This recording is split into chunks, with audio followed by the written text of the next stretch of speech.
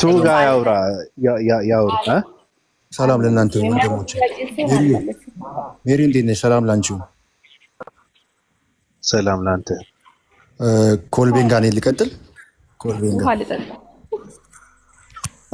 ጠጪ መድከም የለብሽም አትድከምብኝ። እኔ እንደውም ምንድነው የማደርገው እዚህ ጋር መጥተሽ ቁጭ ነው የምትይው ካሁን በኋላ እነሱ ናቸው ማውራት ያለባቸው። ለምን መድከም የለብሽም ሁላ ምን አገባን እናንቺ ቀጥል። እሺ ኮልቤ ሰላም ላንተም ብያለሁ። እሺ ሰላም ተናነ አሎ ስፒን ዋይልድ ብዙ ጊዜ ካወራን እኔም ፍቅር ብዙ ነው እየመጣሁ ነው። ስም ቀየረ የሆነ ጊዜ መተ ነበር ማለከና ልጅ ቀይራል። በኢየሱስ አምላክነት ላይ እናውራ እንዴት ነው? በአሁኑ ጉዳይ ላይ እስቲ እናውራ። ቶማስ ኢየሱስ ክርስቶስን ጌታ አምላክ ብሎ ሰገደለት። ጥቅስ ስጠኝ እስቲ ጥቅሱን ንገረኝ።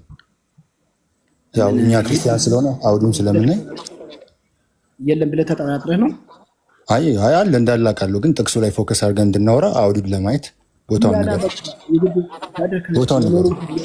የግድ ጥቅሱን እኔ ትርፍ ስልክ አልያዝኩም።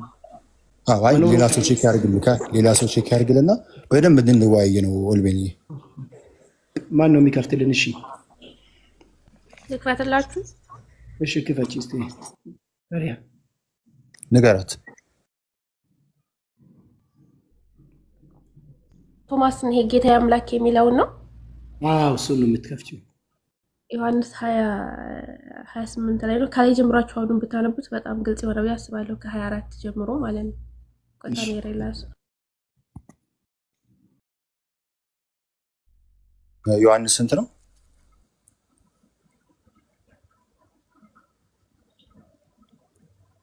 ዮሐንስ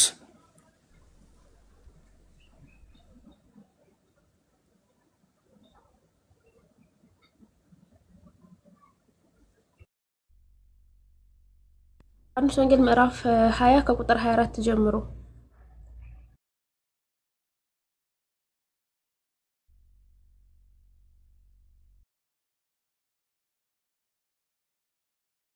ያስተነባላችሁ። ያንብብ። እሱ ጥያቄ ሊጠይቀኝ ስለሆነ አንብብና ጠይቅ። እንደሚሆን አነባዋለሁ። ምን ያመሰላችሁ ከ24 ጀምሮ ነገር ግን ከ12ቱ አንዱ ዲዲሞስ የሚሉት ቶማስ ከኢየሱስ በመጣ ጊዜ ከእነርሱ ጋር አልነበረም ይላል። ኢየሱስ ከሞቶ ከተነሳ በኋላ ማለት ነው። ሌሎችም ደቀ መዛሙርቱ ጌታን አይተነዋል አሉት። እርሱ ግን የችንካሩን ምልክት በእጆቹ ካላየሁ ጣቱንም በችንካሩ ምልክት ካላገባሁ እጄንም በጎኑ ካላገባሁ አላምንም አላቸው። 26 ላይ ከ8 ቀን በኋላም ደቀ መዛሙርቱ ደግመው በውስጥ ነበሩ። ቶማስም ከእነርሱ ጋር ነበረ። ደጆች ተዘግተው ሳሉ ኢየሱስ መጣ፣ በመካከላቸውም ቆሞ ሰላም ለእናንተ ይሁን አላቸው።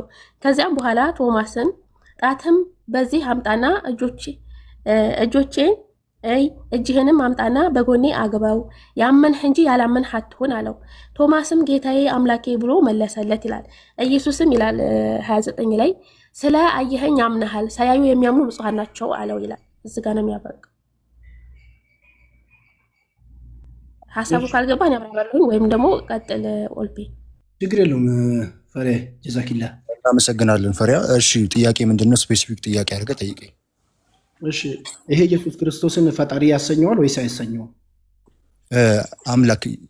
አምላክ ቢሎ ፖይንት ስላለ እዛ ጋር አምላክና ፈጣሪ ስትል እንዴት ዓለማትን የፈጠረ ለማለት ነው ወይስ?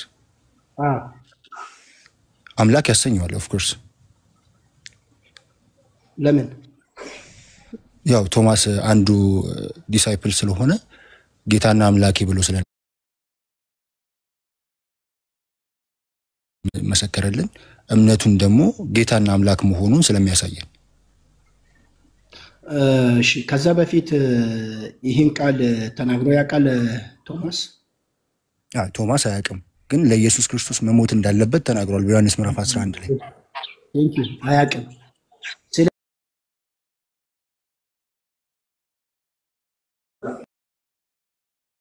ቀደም ሜሪ ገልጻለች በዮሐንስ ምዕራፍ ማቴዎስ ምዕራፍ 16 ላይ ሪቪሌሽን አለ መገለጥ። ለምሳሌ ጴጥሮስ አንተ የእውነት የእግዚአብሔር ልጅ ነህ ብሎ መስክሮለታል። ዛት ሚንስ ሰምቲንግ ሪቪሌሽን የሚገለጥላቸው መንፈስ ቅዱስ የሚገልጥላቸው ሀሳብ ስላለ እዚህ ጋር ቶማስ እንደዛ ነው ብዬ አምናለሁ።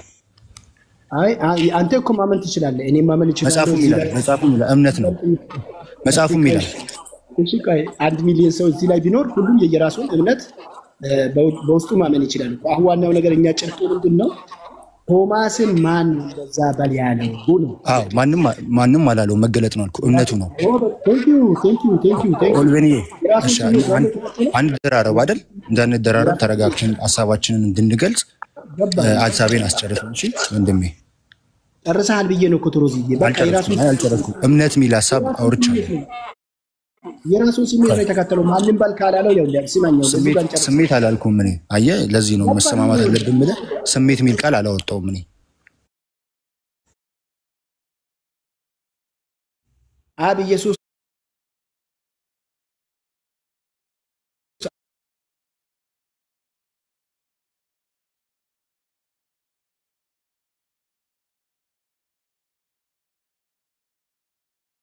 የራሱን ፍላጎት የራሱን ስሜት ነው የተከተለው እንጂ የማንን እንበል ታዲያ? መጽሐፍ ቅዱሳዊ አይደለም ማለት ነው እኮ። ማንም አላዘዘውም፣ የእግዚአብሔር አላዘዘውም ነው እኮ። እሱ ያንተ ኮንክሉዥን ነው። ኮንክሉዥን ከመስጠት በፊት መጽሐፉ ምን ይላል የሚለውን ሀሳብ መጀመሪያ ተቀበል። በቃ ማን በላለው? እሺ እኔ ወደዛ ልመለስ። ማን ነው ኮንክሉዥን አትስጥ። አንዴ ደግሞ ሀሳቤን እንዳወራ እድል ስጠኝ። የኔ ጥያቄ መልስልኛ። ማን ነው እንደዛ ያዘዘው? መልስልህ፣ አዳምጠኛ እባክህ። እሺ ይሄው በጣም አሪፍ። እሺ መጽሐፍ ቅዱስ ሲነግረን እምነት ከመስማት ነው፣ መስማትም ከእግዚአብሔር ቃል ነው ይላል። አሁን ይሄ ሰውዬ ቶማስ ምንድነው አመነ ነው የሚለው። እኛ የምናምነው እምነትና እሱ የሚያምነው እምነት አንድ አይደለም። ለምን? እዛ ጋር የነበረው እሱ እያየው እምነት ነው፣ እኛ በተጻፈልን ነው ከእግዚአብሔር ቃል ያመን ነው። እሱ ግን ፊት ለፊት ያየው ነው። ለምን? ዮሐንስ 11 ላይ ቅድም ነገር ያለው ለክርስቶስ እንሙት ብሎ ራሱ እምነቱን በደንብ ዲቴል ሲያወራ ነበር። ማብራሪያው ምን ይላል? እዚህ ጋር ማብራሪያው ምን እንደሚል ላሳይ። ጌታዬ አምላኬ የኢየሱስን አምላክነት የሚያሳይ ከፍተኛ እምነት መገለጫ ነው ይላል።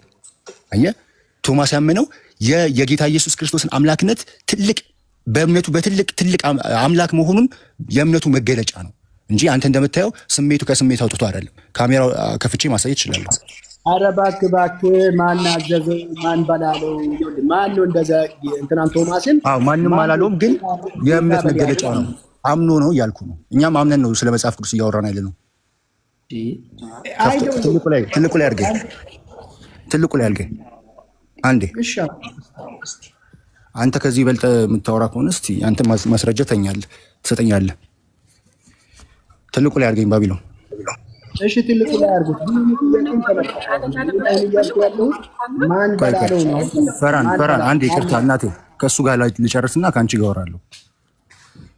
እሺ ያው ይሄ መጽሐፍ ቅዱስ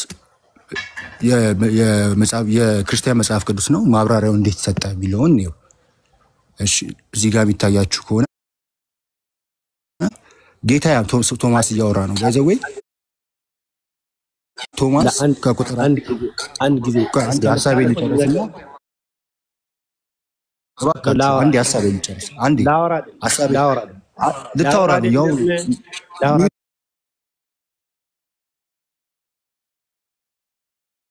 ተነሳው ልታወራ ነው አባ እኮ ላወራ አይደለም ብለህ እያወራ ነው። አንድ ሀሳቤ ልጨርስ። ስታነበው እዛ ጋር ኮሜንታተሩ ስሙ ማን እንደሆነ ልትነግረኝ ብቻ ትችላለህ? እኔ እዚህ ጋር ሰርች ለማድረግ ምን ማን ነው ይሄን የፈታው? እንትኑን የፈታው ማን ስሙን ትነግረኛለህ? ዌልስትና አሳያለሁ። ጎበዝ እኮ ከዛ ነው እየሰማሁን ትላለኝ። ስሙን ሰጠኝ። አንዴ መጀመሪያ ማስረጃዬን ስማና ማን እንደፈታው መጽሐፉ ምን እንደሆነ አሳያለሁ እኮ። ማን ስሙን ትነግረኛለህ? እስከዛ ድረስ ቴንኪው። የራሴ መጽሐፍ መስሎ ነው ያሳተምኩት መስሎ ነው። ምን ያስደነግጣል ስም ለመናገር? በእናትህ ኧረ አንድ ሀሳቤ ልስጥና ሁሉን ነገር አሳያለሁ አልኩ። ሀሳቤ እንዳይጠፋብኝ ነው። እሺ ሶሪ ቴንኪው። ችግር የለውም። ተረጋግተህ ቀጥል። ጌታዬም አምላኬም ኢየሱስን አምላክነት የሚያሳይ ከፍተኛ እምነት መገለጫ ነው ይላል ማብራሪያው። ከዮሐንስ 1:1 ጋር አምላክ እንዴት እንደተገለጸ ቶማስ ምን ላይ ተናግሯል ካላችሁ ያው ምዕራፍ 11 ቁጥር 16 ላይ ከኢየሱስ ጋር መሞት እንዳለብኝ ብሎ እምነቱን ትልቅ እምነት እንዳለው በክርስቶስ ላይ ያሳየናል። ይሄ ጌታዬና አምላኬ ብሎ ኢየሱስ ቶማስ ሲናገር እዚህ ጋር ጌታና አምላኬ ብሎ ቶማስ ሲናገር ምን ያለው ካላችሁ እምነቱን እየገለጠ ነው። ምን ኢየሱስ አምላክ እንደሆነ የአምላኬ የኢየሱስ አምላኬ የሚያሳይ ከፍተኛ እምነት መገለጫ ነው ይላል። ከራሱ ሳይሆን ይሄ ስሜታዊ ተነስቶ ሳይሆን በክርስቶስ ላይ ያለውን እምነት ታላቅ አምላክ እንደሆነ እና ጌታ መሆኑን የሚያሳይ ነው እንጂ ዝም ብሎ ማንም ሰው ስሜቱን እንደታም እሺ ገባኝ። እንደዛ ሚል ከሆነ እሱንም ከፍተህ ታሳየኛለህ። ጥያቄን መልስ። ማን አዘዘው? ለመልስልህ ቴንክ ደቀ መዛሙርቱ ሲያወሩ እሱ ስላዘዛቸው አይደለም የሚናገሩት ቃሉን። ይሄን ማወቅ አለበት። መጽሐፍ ቅዱስ አለማወቅ ነው የሚሆነው። ለምን ደቀ መዛሙርቱ ሲያወሩ ይሄን በሉ ይሄን ተናገሩ እያለ አይደለም ኢየሱስ የሚያስነግራቸው። አንድ መንፈስ ቅዱስ ይገልጽላቸው። ቆይ ወንድሜ ልጨርስ። አንተ ስጨርስ ዝም ብያለሁ። አንዴ ልጨርስ። አይደለማ በቃ ጨርስ እኮ ጨርስና ሂድ። በቃ ደቀ መዛሙርቱ ኢየሱስ እንዳዘዛቸው የራሳቸውን ትልቁ የሚያወሩት ወንድሜ አንዴ ይቅርታ ወልቤ እሱን ንገረኝ። ወደ ሌላ ወደ ትበል። እሺ አልሄድም እባክህ። አንዴ ደቀ መዛሙርት አዳምጥሃለሁ። አያዳምጥንም ነው ደቀ መዛሙርቱ ደረበብኛ። ሐሳቤን ስጨርስ ነው የምታወራው እኮ ወልቤ። ኢየሱስ ያዘዛቸውን ሳይሆን በሉ ያላቸውን ሳይሆን የራሳቸውን ስሜት የራሳቸውን ፍላጎት ነው። እሱ እንደዛ ብሎ ይፈታል። እሺ ቆይ እሱ እንደዛ ብሎ ይፈታል። አንድ አባትና አንድ ጥቅስ አሳይ። ከራሱ ስሜት ነው ያወራው። ከእምነት አይደለም።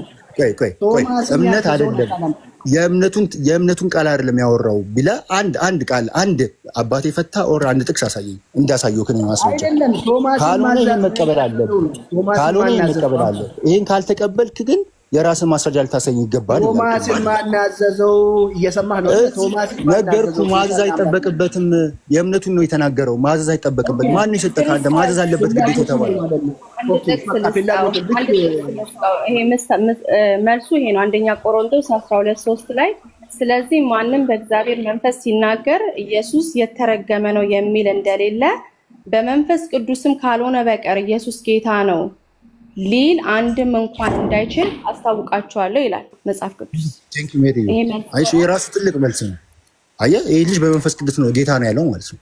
ኧረ እባካችሁ ቶማስን ማን ነው ጌታ አምላክ በል ያለው? በስመ አይ ኦልቤንዬ በቃ እንትን አሰበበትና ምን አይነት ጥያቄ መጠየቅ አለብኝ የሚለውን ወቅ ከዚህ በኋላ ቶማስን ማን ነው እንደዛ ብሎ ተናገር ያለው? እሱን መልስልኝ። ወይስ የራሱን ፍላጎት ነው የተናገረው? ጀመር ኢየሱስን አይደለም እኮ ኦልፔን ኢየሱስን እኮ አይደለም ጌታ አምላክ ያለው ቶማስ። እንደዛ ነው እንዴ? አይደለም። ጥቅሱን እኮ ቅድም አውዱን ያነበብኩት እንዲገባችሁ ነው። እዛ ላይ ከላይ ጀምሮ ማለት ነው ከ12ቱ አንዱ ይሄ ዲዲሞስ ቶማስ የሚባለው ኢየሱስ ተነስቶ በተነሳ ጊዜ ከመቃብር ተነስቶ ሲመጣ አላገኘው። ለዛ ነው ኢየሱስ ተነስቷል የሚል ሲሰማ ያላምንም አለ። እንዴት ነው የማያምነው? እኔ እጆቼን በጎን አስገብቻ እኔ ነክቼ ኢየሱስ መነሳቱን ያን የቆሰለውን ካላየሁኝ ያላምንም ብሎ ሲል ነው ማመኑ ነው መጨረሻ። ቆይ እንደውም ላምበላችሁ ከ4 ጀምሮ ነገር ግን ከ12ቱ አንዱ ዲዲሞስ የሚሉት ቶማስ ኢየሱስ በመጣ ጊዜ ከእነርሱ ጋር አልነበረም አለ። ሌሎቹ ደቀ መዛሙርቱ ጌታን አይተነዋል አሉት። ማንን? ዲዲሞስ ቶማስ ማለት ነው። እርሱ ግን የችንካሩን ምልክት በእጆቼ ካላየሁ፣ ጣቴንም በችንካሩ ምልክት ካላገባሁ፣ እጄንም በጎኑ ካላገባሁ አላምንም አላቸው። ምክንያቱም ኢየሱስ እንደሞተ ነው የሚያምነው እንጂ እንደተነሳ አላመነም። ዲዲሞስ ቶማስ ማለት ነው። ኢየሱስን አይደለም እያለ ያለው ፈሪ ኢየሱስን አይደለም ጌታዬን አምላክ ያለው እኮ እሱን እኮ ወደ ታች ነው የሚመጣልህ። አንዴ አውዱን እንዲገባህ ነው እኮ እንድታብራሪልን። ኢየሱስን ነው ኢየሱስን ነው አይደለም የሚለው ወደ ታች ነው አይደለም ኢየሱስን ነው። ለማንኛውም እኮ ቆይ ማሱ ጋር አልደረስኩም እኮ ቆይ እኔ እኮ ከላይ ነው እኮ ኢየሱስ ተንስቶ አይተነዋል ምናምን ሲሉት እሱ ግን አላምንም አለ። እጆችን በጎኑ አስገብቼ ያኔ የችንካሩ ምልክት የተወጋበት ምልክት ካልነካሁኝ ኢየሱስ ሞቶ መነሳቱን እኔ አላምንም ብሎ ሲላቸው ከዛ 26 ላይ ከ8 ቀን በኋላ ይላል። ከ8 ቀን በኋላም ደቀ መዛሙርቱ ደግሞ በውስጥ ነበሩ፣ ቶማስም ከነርሱ ጋር ነበረ። ደጆች ተዘግተው ሳሉ ኢየሱስ መጣ፣ በመካከላቸውም ቆሞ ሰላም ለእናንተ ይሁን አላቸው። ከዚያም በኋላ አለ ቶማስን ጣትን ወደዚህ አምጣና ማን ነው እሱ? ማን ነው? ሰላም ለእናንተ ኢየሱስ ኢየሱስ ሞቶ ከተነሳ በኋላ ማለት ነው። ይሄ ዲዲሞስ ቶማስም ከሐዋርያቶቹ ጋር አንድ ጋር ሆኑ። በፊት አንድ ጋር አልነበረም፣ ሲገለጥላቸው አንድ ጋር አልነበረም። እንደተገለጠላቸው ሌሎቹ ነገሩት፣ እሱ ደግሞ አላምንም አለ። ግን አሁን ላይ ግን ሁለተኛ ሲገለጥ ግን ከነሱ ጋር ነበረ። በተዘጋ በር ኢየሱስ ገብቶ ሰላም ለእናንተ ይሁን አላቸው። ከዛም በኋላ ቶማስን ጣትን ወደዚህ አምጣና እጆቼንም ያለው እጅህንም አምጣና በጎን ያግባው ያመንህ እንጂ ያላመንህ አትሆን አለው። ምኑን ነው ያመንህ እንጂ ያላመንህ አትሆን ያለው? ምኑን ነው? እስኪ እዚህ ጋር መልስ። አንተ ጌትነቱን ነው ልትል ነው። ቅድም አሁን ስለ ጌትነቱ ኢየሱስ ጌታ መሆኑን ነው የሚያሳየው ነው ዝቅ ብለህ።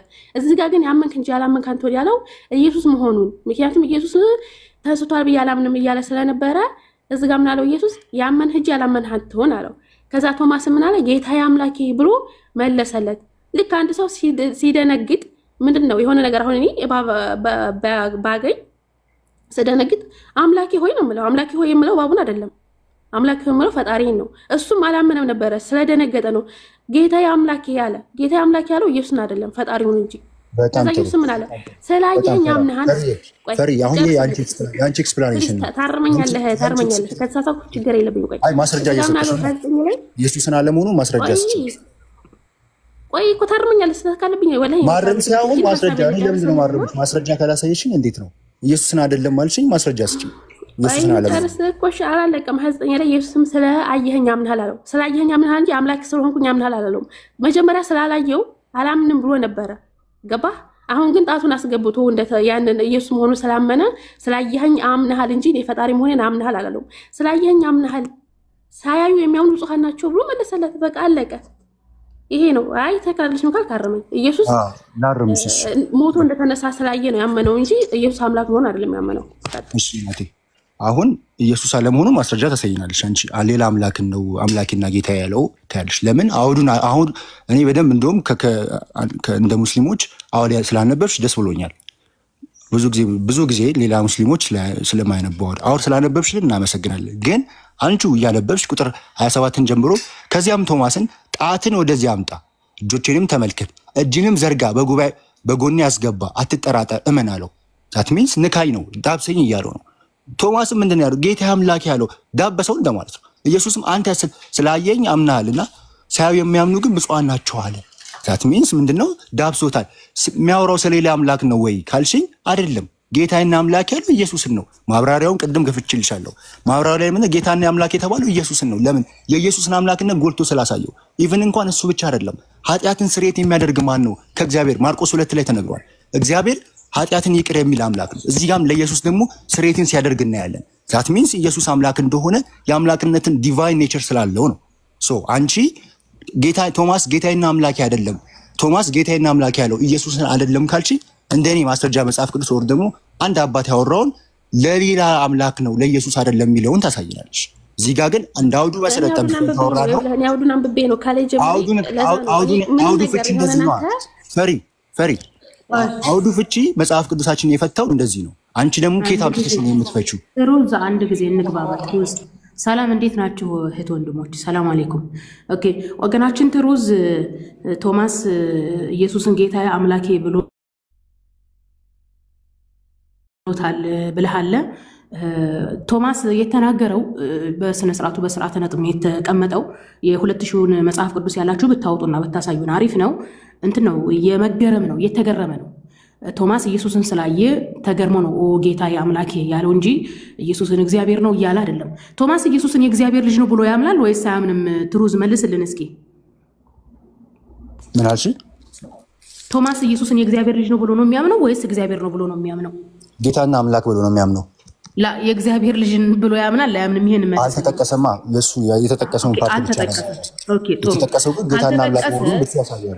ካልተጠቀሰ እንደ መጽሐፍ ቅዱስ አስተምሮ ጌታና አምላክ የሚሉ ቃላቶች ለሰውም ለሰይጣንም ለንጉስም ለአምላክም ለሽማግሌዎችም ለመላእክትም ውሏል። ነገር ግን ለአምላክ ብቻ የዋለው እግዚአብሔር የሚል ቃል ነው። ተግባብተናል። ስለዚህ የግዴታ አምላክና ጌታ የምትለዋን ተጠቅሜ ቶማስ የኢየሱስን እግዚአብሔርነት ተናግሯል የምትል ከሆነ መጽሐፍ ቅዱስ ላይ ሐዋርያት የኢየሱስን እግዚአብሔርነት የሰበኩበትን ብታሳየንና ነገሩን ብናስታርቀው የተሻለ ነው። አሁን ምንድነው እያልከን ያለኸው? አባቶች ይፈቱበትን አሳይ። ቆይ አንድ ጊዜ አልጨረስኩም። አባቶች ይፈቱበትን አሳይን። ቆይ አንድ ጊዜ ልጨርስ። ቶማስ ጌታዬና አምላኬ ያለው ለኢየሱስ ፈጣሪነት ነው ብለህ ስላቀረብክ አይ አይደለም። ቶማስ እየተገረመ ነው። ኢየሱስ ክርስቶስ ተሰቅሏል ብሎ ያምን ስለነበረ ደቀ መዛሙርቶቹ ኢየሱስን አየነው ሲሉት መጀመሪያ ከላይ ጀምሮ ሲያነብ ምንድነው ያላቸው? ከቶማስ ውጭ ላሉት ደቀ መዛሙርቶች ኢየሱስ ሲገለጥ አብ እንደላከኝ ነው ያላቸው። አብ እንደላከኝ ነው ያላቸው። እኔ ደግሞ እናንተን እልካችኋለሁ እያለ ነበር ያወራቸው። እንግዲህ ከቶማስ ውጭ ያሉት ደቀ መዛሙርቶች ኢየሱስ ከአብ ተልኮ እንደመጣ ያምናሉ። ሂደው ለቶማስ ምን አሉት? ኢየሱስን እኮ አየነው አሉት። እኔ አላምናችሁም ካላዩ አላምንም አለ። ስለዚህ ኢየሱስ ሲመጣ ያየው አብ የላከውን ነው ወይስ አብን ነው? እስኪ መልስልን። በጣም ግልጽ እኮ ነው ይሄ። መጽሐፍ ቅዱስን ከማንበብ አንደርስታንድ የሚደረግ ነው። በፊልጵስዩስ ምዕራፍ 2 ላይ ፊልጵስዩስ ላይ አትሂድ አንተ። እዚህ ጌታና አምላክ የምትለዋን እንቃደስ። ቆይ ተረጋጋ። በሪስፔክት እንድናወራ አትደረቢብኝ። ሐዋርያት ቶማስ ከመያዙ በፊት ፕሊስ አንድ ጊዜ እምትሄዱ ዮሐንስ ላይ ነው። እዚህ ላይ ነው የምፈታልሽ። መጽሐፍ ቅዱስ ግን በመጽሐፍ ቅዱስ ይፈታል። ሐዋርያት ችግር የለውም ይፈታል። በዚህ እንስማማለን እኮ አትደረቢብኝ። ቶማስ አንተ ትሩዝ አንድ ጊዜ ቆይ አዳምጠኝ። ይኸውልህ አትደረቢብኝ። ቶማስ ኢየሱስን ከመያዙ በፊት ለሐዋርያት ምንድነው ያላቸው? ኢየሱስ አብ እንደላከኝ እኔ ደግሞ እናንተን እልካችኋለሁ ብሏቸዋል አይደለም? ስለዚህ አብ የላከውን ያዩት እነዛ ደቀ መዛሙርቶች ለኢየሱስ ሄደው አምላክን አየን ያሉት ወይስ አብ የላከውን ነው አየን ያሉት? ቆይ ችግር የለውም እንድንፈታው የቱ ጋር ነው ያላቸው ንገሩኝ ቁጥሩን። ኦኬ ዘው ላይ አላየሁም እንዴ? አታውቀውም እንዴ? አውቃለሁ። አይ አውዱ እንድናወራ ብዬ ነው። ሌላ ክፍል ላይ እንዴ ስላልፈልግሽ እዚህ ጋር እንድናወራ ላይ ነው። አብ እንደላከኝ ነው ያላቸው ለተገለጠላቸው ደቀ መዛሙርት። እሺ ያነበብከውን ላይ ላንብብልሽ? ኦኬ ይህን ብሎ እጆቹንና ጎኑን አሳያቸው። ደቀ መዛሙርቱን ጌታን ባዩት ጊዜ እጅግ ደስ አላቸው።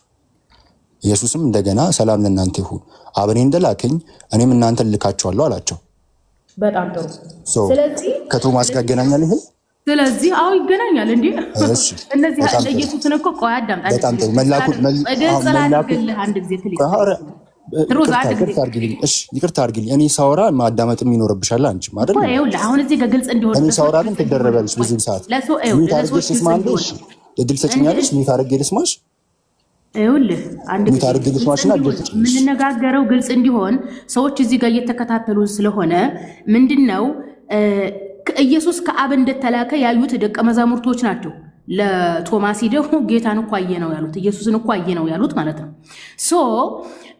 ቶማስ ከሐዋርያት የተለየ ኢየሱስን አብ ነው ብሎ ነው የሚያምነው? እስኪ ንገረን። እኔ አብ ነው ብዬ አልተናገርኩም። አብ ነው ብለህ ካልተናገርክ ከአብ ውጭ አምላክ አለ እንዴ? ከአብ ውጭ አምላክ አለ እንደ መጽሐፍ ቅዱስ አስተምሮ? ቆይ እናቴ፣ ኧረ እባክሽ እኔም ሳወራ መልሽ ስሚኝ እባክሽ። እኔ ኦንሊ ጂሰስ አማኝ አይደለሁም። ኢየሱስ አብ ነው ብዬ አላምነው። ዋን ዲቫይን ኤግዚስተንስ 3% ነው፣ ሰከንድ ፐርሰን ብዬ አምናለሁ ኢየሱስ ክርስቶስን። ከዛ አንጻር ነው ልጠይቅኝ የምችል እንጂ ኢየሱስ አብ ነው ብለሽ ልጠይቅኝ አትችይም። አማኝ ስላልሆንኩ ማለት እንደዛ። ጥሩ። እንደዛ ከሆነ ቶማስን ኢየሱስን አየነው ያሉት የቶማስ ጓደኞች ሌሎቹ ሐዋርያቶች ምን ብለው ነው ስለ ኢየሱስ የሚያምኑት? ኢየሱስ ከአብ የተላከ ነው ብለው ነው የሚያምኑት።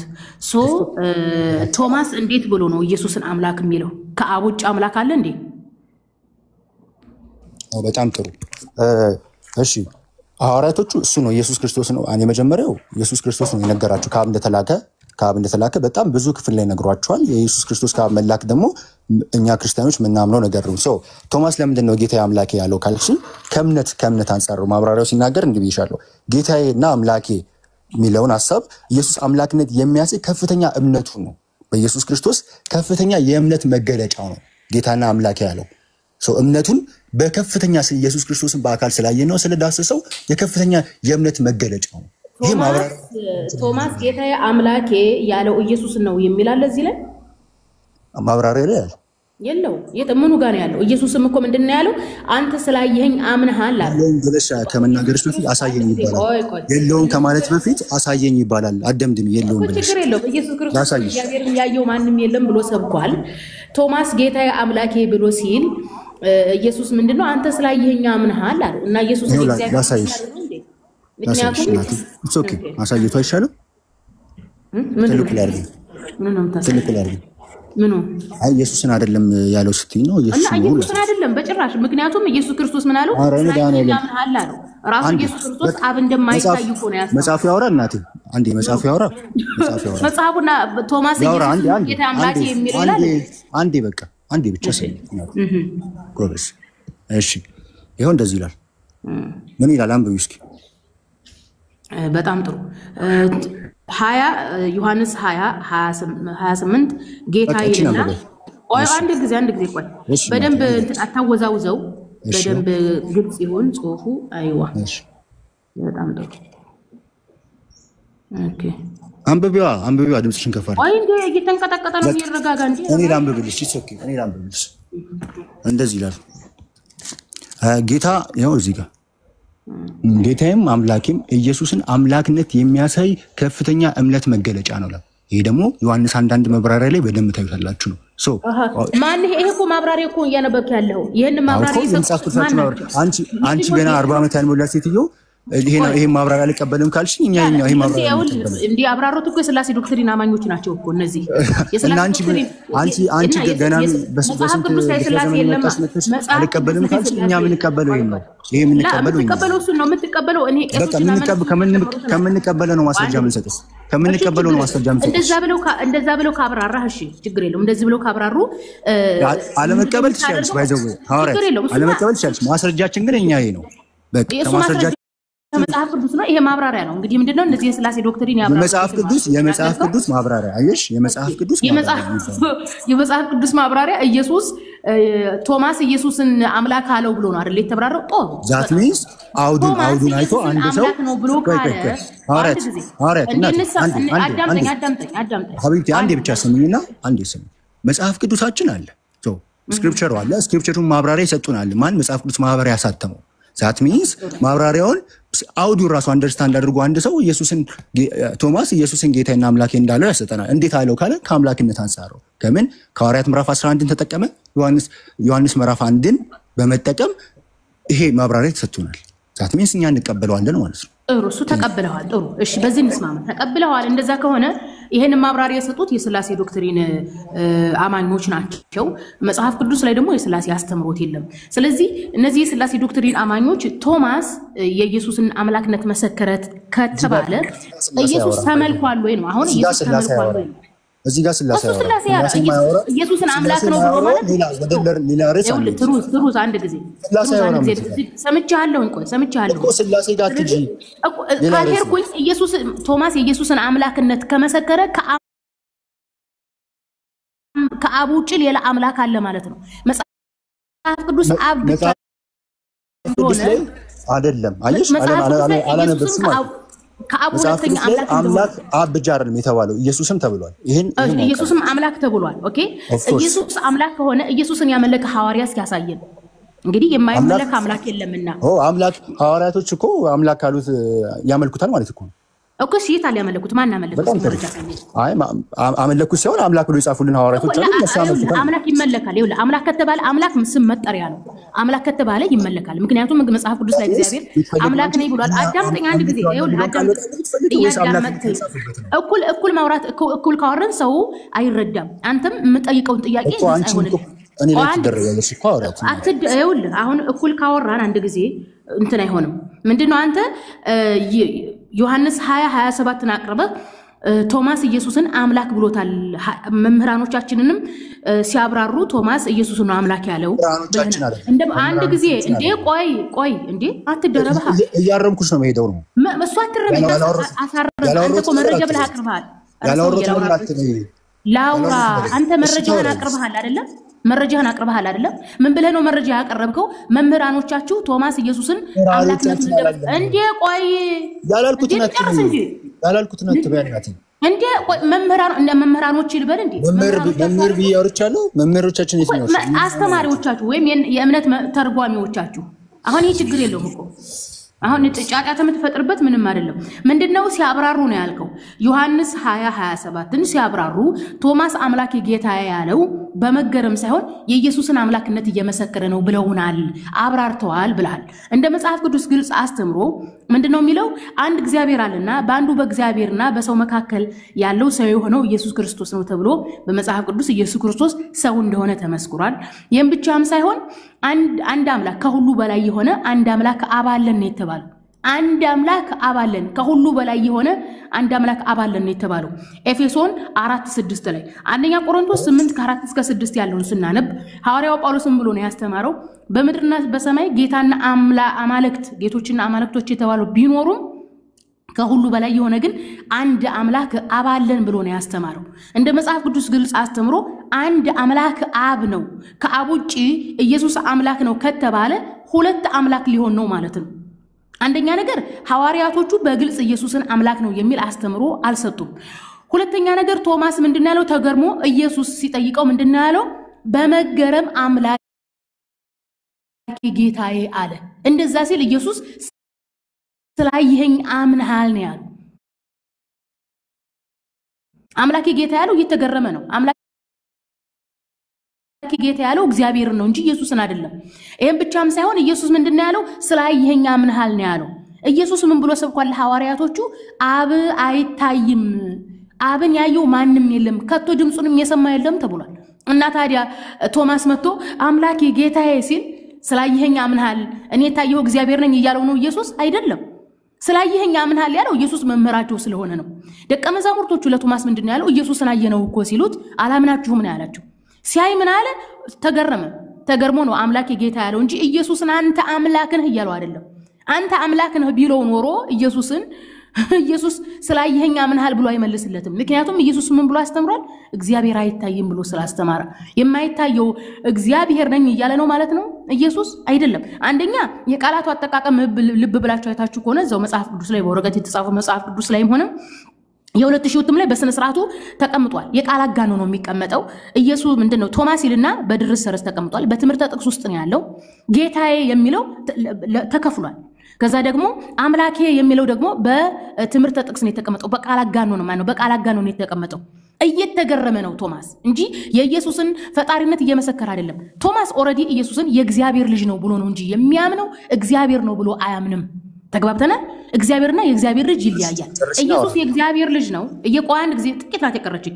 ኢየሱስ የእግዚአብሔር ልጅ ነው። የእግዚአብሔር ልጅነቱን ራሱ ያገኘው እግዚአብሔር መርጦት ነው። ሐዋርያው ጳውሎስ ሮሜ 9 ላይ ምዕራፍ 9 ሮሜ ላይ ከአንድ ጀምሮ ስናስተምር እግዚአብሔር ሉዓላዊ መራጭ ነው። ከእስራኤላውያኖች ምን ይመርጣል? ልጆችን ይመርጣል፣ ካህናትን ይመርጣል። ኢየሱስን ከነዚህ ከእስራኤላውያን መረጠው ይላል። ልጅነት የተሰጠው ነው ኢየሱስ ክርስቶስ። ስለዚህ ቶማስ ኢየሱስን አምላክን አለው ብሎ ማለት ያኒ እግዚአብሔርን ካደ ማለት ነው። እግዚአብሔርና የእግዚአብሔር ልጅ ሁለቱ የተለያዩ ናቸው። እንደ መጽሐፍ ቅዱስ አስተምሮ ከአብ ውጪ ማንም እግዚአብሔር አልተባለም። አይ ከአብ ውጪ እግዚአብሔር አለ ካልተባለ ኢየሱስን ሐዋርያት እግዚአብሔር ብለው የሰበኩበትን ማሳየት ግድ ይላል። ቶማስ የተናገረውን ነገር ለማስታረቅ ማለት ነው። አይ ሐዋርያት ኢየሱስ እግዚአብሔር ነው ብለው የሰበኩበትን ካላሳየ በቶማስ ንግግር መደበቅ አይቻልም። አንደኛ ነገር። ሁለተኛ ነገር ቶማስ የተናገረው የኢየሱስን አምላክነት መሰከረ ከተባለ ሐዋርያት ኢየሱስን አምልከውታል። ምክንያቱም አንድ አካል አምላክ ነው ከተባለ መመለክ ግዴታው ነው። ግድ መመለክ አለበት። በነገራችን ላይ የአረማውያን ጣዖቶች ራሱ ይመለካሉ። ኢየሱስ አምላክ ነው ሲባል ኖር እንጂ ለዘላለም አንድ ቀን ሲመለክ አይተነው አናውቅም። በሐዋርያት ማለት ነው እንጂ በአረማውያኖች ዘንድ እየተመለከ ነው፣ እያየን ነው። በየቤተ ክርስቲያኑ ኢየሱስ እየተመለከ ነው። ነገር ግን ሐዋርያት አምልከውታል ወይ ነው። አሁን እንግዲህ በቶማስ ከተቀጠፈ አይቀር ቶማስ ኢየሱስን አምላክ ነው ብሎታል፣ አምላክ ነው ብሎታል። እሺ ቶማስ ኢየሱስን አምላክ ነው ካለ ሐዋርያት ኢየሱስን አምልከውታል ወይ ነው መረጃ የምታሳየን?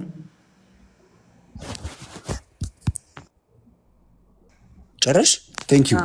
እሺ አሁን ደግሞ የሚታርግሽ ትኛለሽ ነኝ ደግሞ በጣም ጥሩ። እሺ አንድ ያነሳችሁ ክሌም አለ።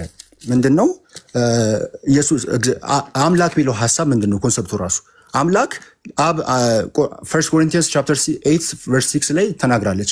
አንድ አምላክ አብ አለን፣ አንድ ጌታም። አያችሁ ብዙ ጊዜ አይጨርሱትም ቃሉን። አንድ ጌታም አለን። ሶ ጌታ ሁሌ ለኢየሱስ ክርስቶስ ለአምላክ ሁሌ ለአብ ነው ካልን ጌታስ ሁሌ ለኢየሱስ ነው ማለት እንችላለን የሚል ጥያቄ ያስነሳል። ጌታ ለአብ የተሰጠበት ሌላ ጌታ ክፍል ታሳይኛለሽ? ለምን ጌታ ኢየሱስ ክርስቶስ ተብሏል? እንግሊዘኛውን ነገር ይኩን ካየን ሌላ ኢየሱስ ክርስቶስ ሲጀመር አምላክ የተባለበት ብዙ ክፍሎች አሉ።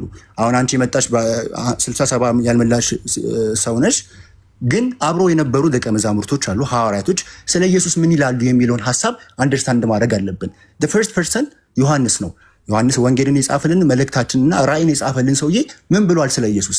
እሱ ደግሞ ለደረቴ ቅርብ የተባለ ለደረቱ ቅርብ የተባለ የዮሐንስ የኢየሱስ ክርስቶስ ደቀ መዛሙርት ለደረቱ ቅርብ የተባለ ኤቭሪ ነገሩን የሚያውቅ አብሮ የሚጓዝ ሰው ምን ብሏል ስለ ኢየሱስ ካልን አምላክ ነው ብሎ ገልጾልናል። ከአምላክም ደግሞ እኩል ትሪኒቲን በደንብ አድርገን ጆንን በደንብ በማየት እንችላለን። ግሪኩንም ካየን ጆን 1:18 ላይ ቅድም እግዚአብሔርን ማንም አይቶ አያውቅም አንድ ልጁ በቅፍ ያለ አንድ ልጁ ተረከው የሚለውን ሐሳብ እኔ አንድ ልጁ የሚለውን አልቀበልም። እንደውም ምን ይላል? አምላክ ተረከው የሚል ሐሳብ ጋድ ብሎ ይላል። ግሪኩ ምን ይላል? ሞኖጌኖስ ቴዎስ ይላል። ሞኖጌኖስ ቴዎስ ምንድነው? ኦንሊ ቢጋትን ጋድ ነው የሚለው። ይህን አንደርስታንድ ማድረግ አለባችሁ። ግሪኩን ገፍተን ካነበብነው ኦንሊ ቢጋትን ጋድ ነው የሚለው። ሞኖጌኖስ ቴዎስ ነው የሚለው። ሆቴዎስ ፕሮስቶን ቴዎን ሞኖጌኖስ ቴዎስ ነው። ሞኖጌኖስ ቴዎስ ማለት ኦንሊ ቢጋትን ጋድ ነው። ጻፊው ምንድነው የሚነግረን? እርሱ ምንድነው አምላክ መሆኑን ጋድ መሆኑን ዋን ኦፍ ትሪኒቲ መሆኑን ዛት ሚንስ አምላክነት ዲቫይን ኔቸር እንዳለው ይነግራል። ቆላስይስ ምዕራፍ 2 ቁጥር 9 ላይ ምን ይላል? እርሱ በመለኮት ሙላት በሰውነቱ ተገልጦ ይኖራል። ዛት ሚንስ የመለኮት ሙላት አለ በሰውነቱ ተገልጦ ይኖራል። ቲቶ ምዕራፍ 2 ላይ አምላክነቱን በደም ገልጾልን አምላክና አዳኝ መሆኑን መድኃኒት መሆኑን በደም ይገልጸናል። አንቺ በቅርብ የመጣሽ ሰውዬ ከደቀ መዛሙርቶች ለደረቱ ቅርብ ከሚሆኑ ክርስቶስን ያዩት የዳሰሱት አምላክነቱን የገለጹልን ሰዎች ጋር አምላክ አይደለም ብለሽ ትከራከሪያችም። አምላክነቱን ገልጾልናል። ጌታ ደግሞ አምላክነቱን አምላክ ነኝ ብሎ መናገር የሚገባው አይደለም። ለምን? ፐርፐዙ እንደዚህ አይደለም። ፐርፐዙ አምላክ ነኝ አምልኩ ብሎ የመጣበት ሪዝን አይደለም። መጽሐፍ ቅዱስን አንደርስታንድ የሚያደርግ ሰው ኢየሱስ ክርስቶስ የመጣበትን ፐርፐስ አምላክነቱን በሂደት የገለጸበት ነው እንጂ አምልኩኝ እያለ አምላክነቱን የገለጸበት ወይ አይደለም። አምላክነቱን ግን በአገልግሎት ውስጥ በሚኒስትሪ ውስጥ ገልጦ ያሳየናል። አምላክነቱን ክርስቶስ በመጽሐፍ ቅዱስ በደንብ አዲስ ኪዳን ላይ ግልጽ ሆኖ ተቀምጦልናል። ዮሐንስ 1:1 ላይ እናውራ ከተባለ ቆይ ልጨርስ።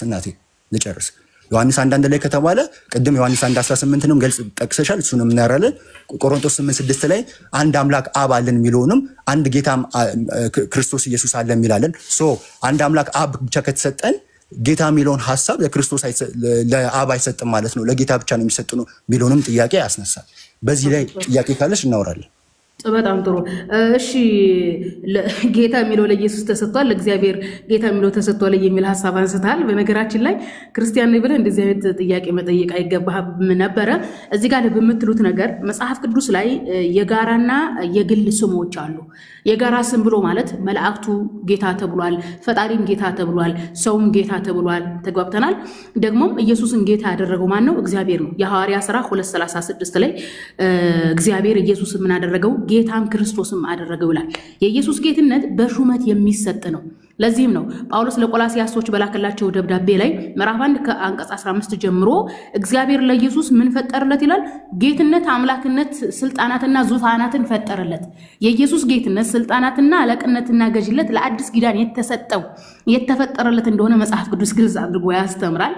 በመሆኑም ጌታና አምላክ በሚል ቃል በመደበቅ ኢየሱስን ፈጣሪ ማድረግ አይቻልም። ምክንያቱም መጽሐፍ ቅዱስ ላይ አንድ ፈጣሪ ነው ያለው፣ አንድ እግዚአብሔር ነው ያለው፣ አንድ አብ ነው ያለው።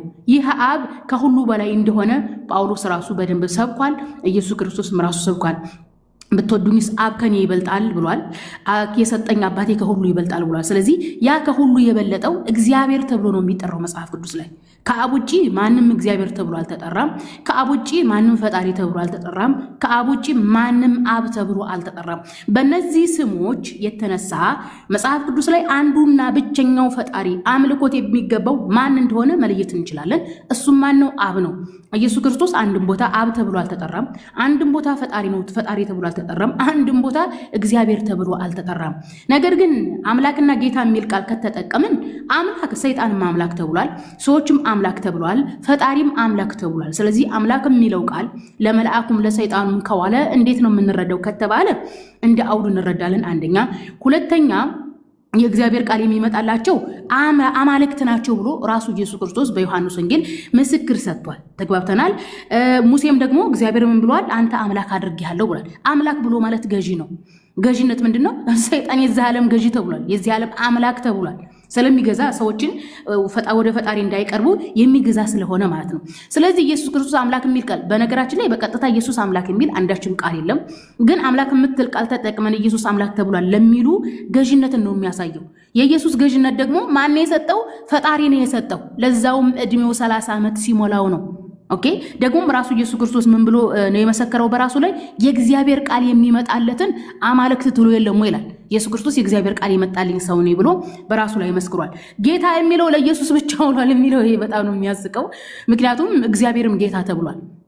ጌታ እግዚአብሔር ይላል። ከብሉይ ኪዳን አንስታችሁ እስከ አዲስ ኪዳን ብትሄዱ ጌታ እግዚአብሔር ጌታ እግዚአብሔር ጌታ እግዚአብሔር የሚል ተቀምጧል። ራሱ ኢየሱስ ክርስቶስ ምንድነው ያለው? ማቴዎስ ወንጌል ላይ ካልተሳሳትኩኝ የምድርና የሰማይ ጌታ ብሏል። የምድርና የሰማይ ጌታ ስለገለጥክላቸው አመሰግናለሁ ብሏል። ይህንን የምድርና የሰማይ ጌታ የሆነውን እግዚአብሔርን ኢየሱስ ምን አድርጎታል? አመስግኖታል።